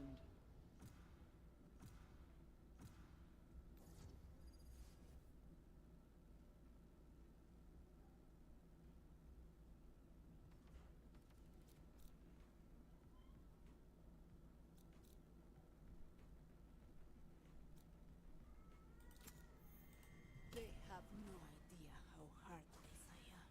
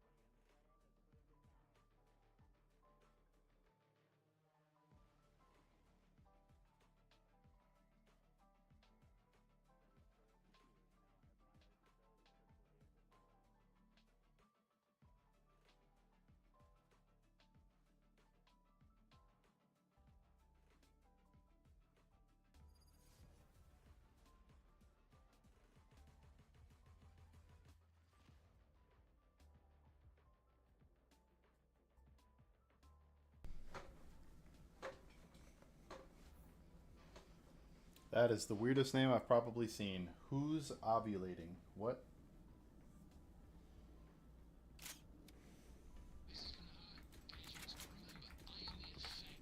Not the cause.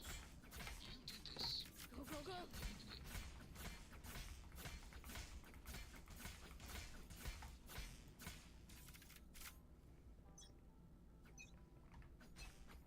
Let's begin. I'm out of here.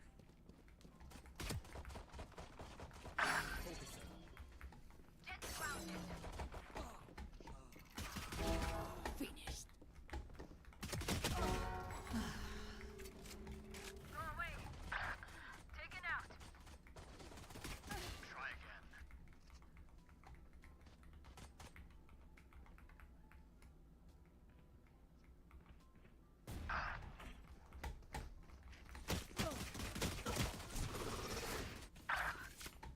Gotta go. Ultimate orb spawning.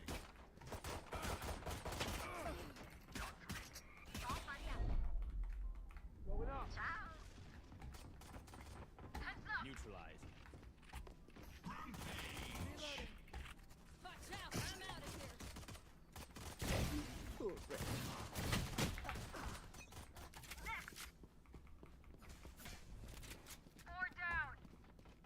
New stage in 10.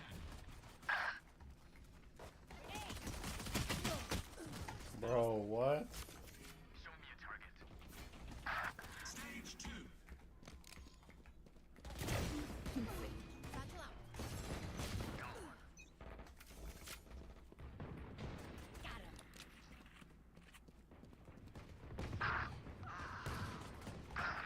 Reloading. Go, go, go. Reloading. Cutting their vision. Sorry, move. Parasite. Satchel out.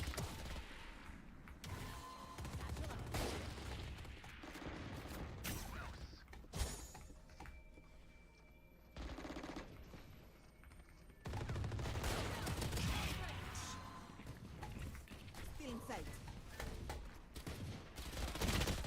Bro, I suck.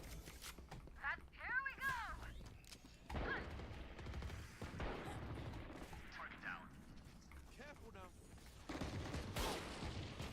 Fork. Ugh.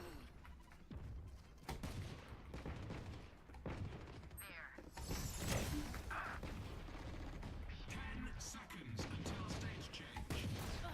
Reloading.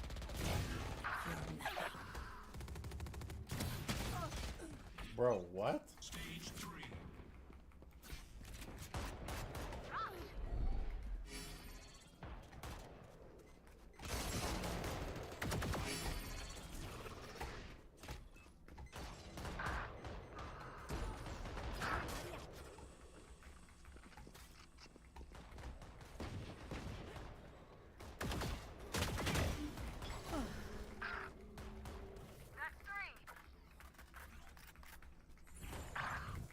Still in sight.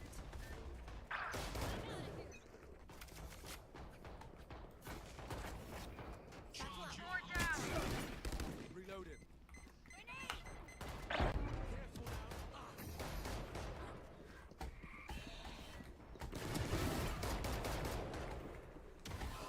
Making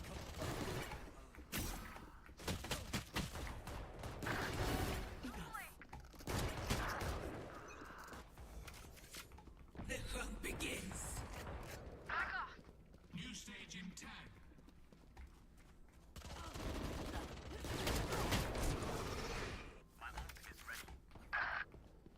Gotta go. Stage.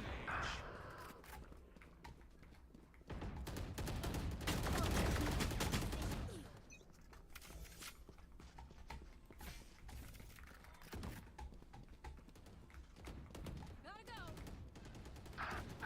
My ult right. no distraction. Dude, how was that not a headshot? What?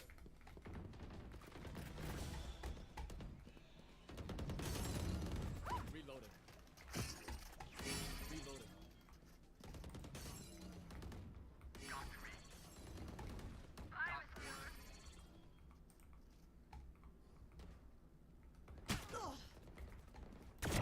Done. Finished.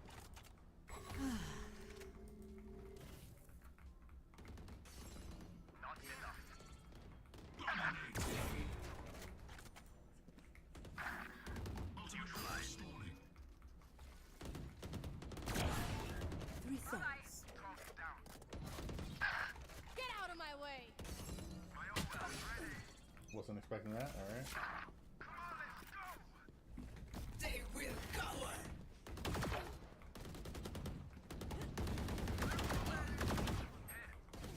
I'm out of here. Shocking. Everyone's ready.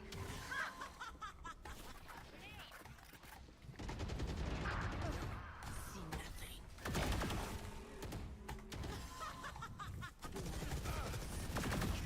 Phoenix is on a rampage. Too slow. Stop down.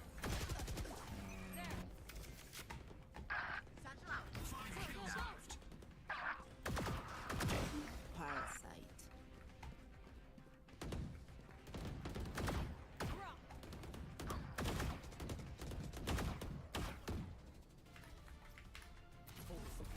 Go, go, go. We're good.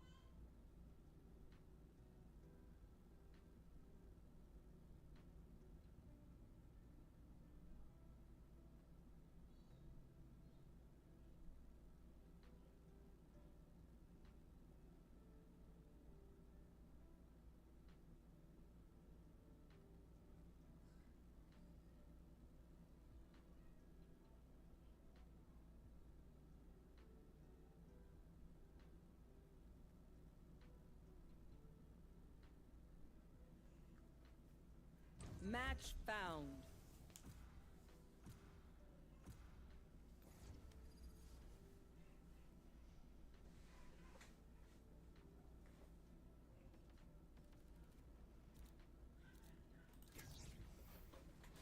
Nothing stays hidden from me. Nothing.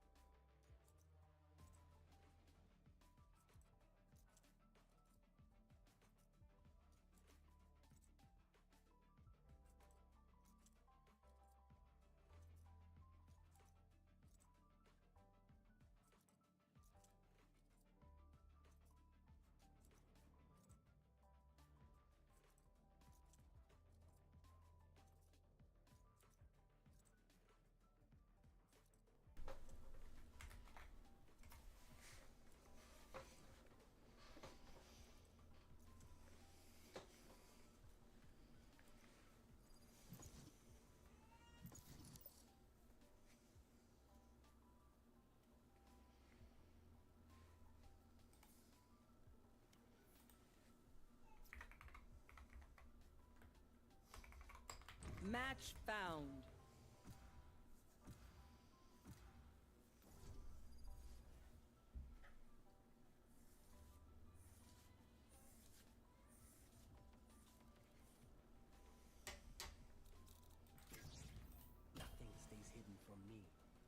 nothing.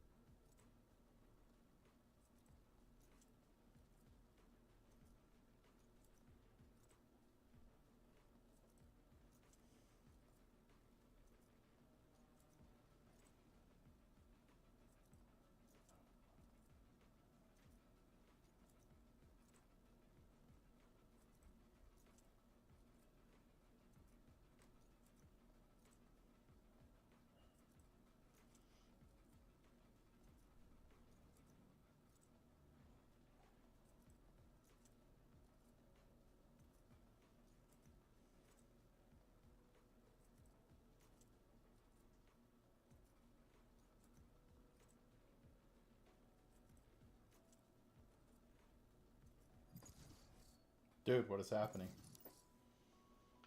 Just give me a game, bro.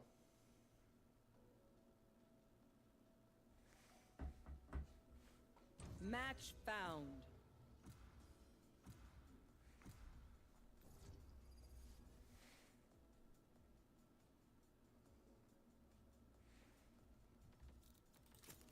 Yes, I'm pumped.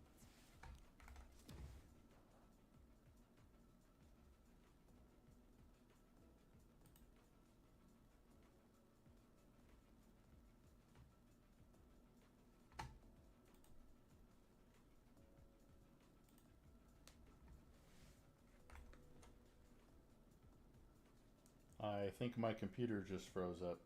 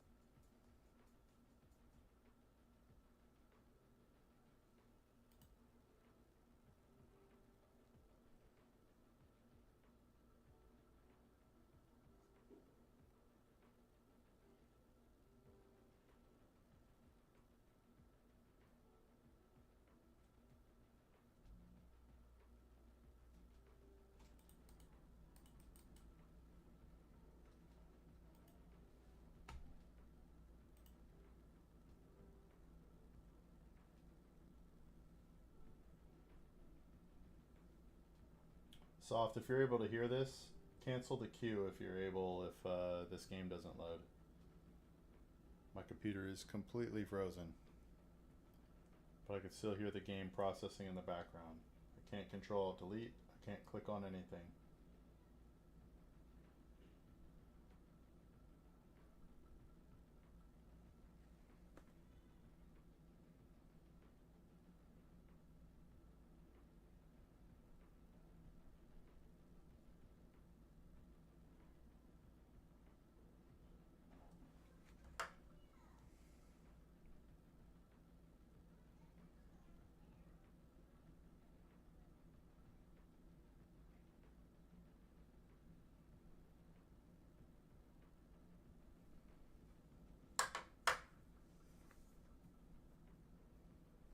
Okay, little homies. Teamwork on 3. 1, 2, 3. Can you guys hear me?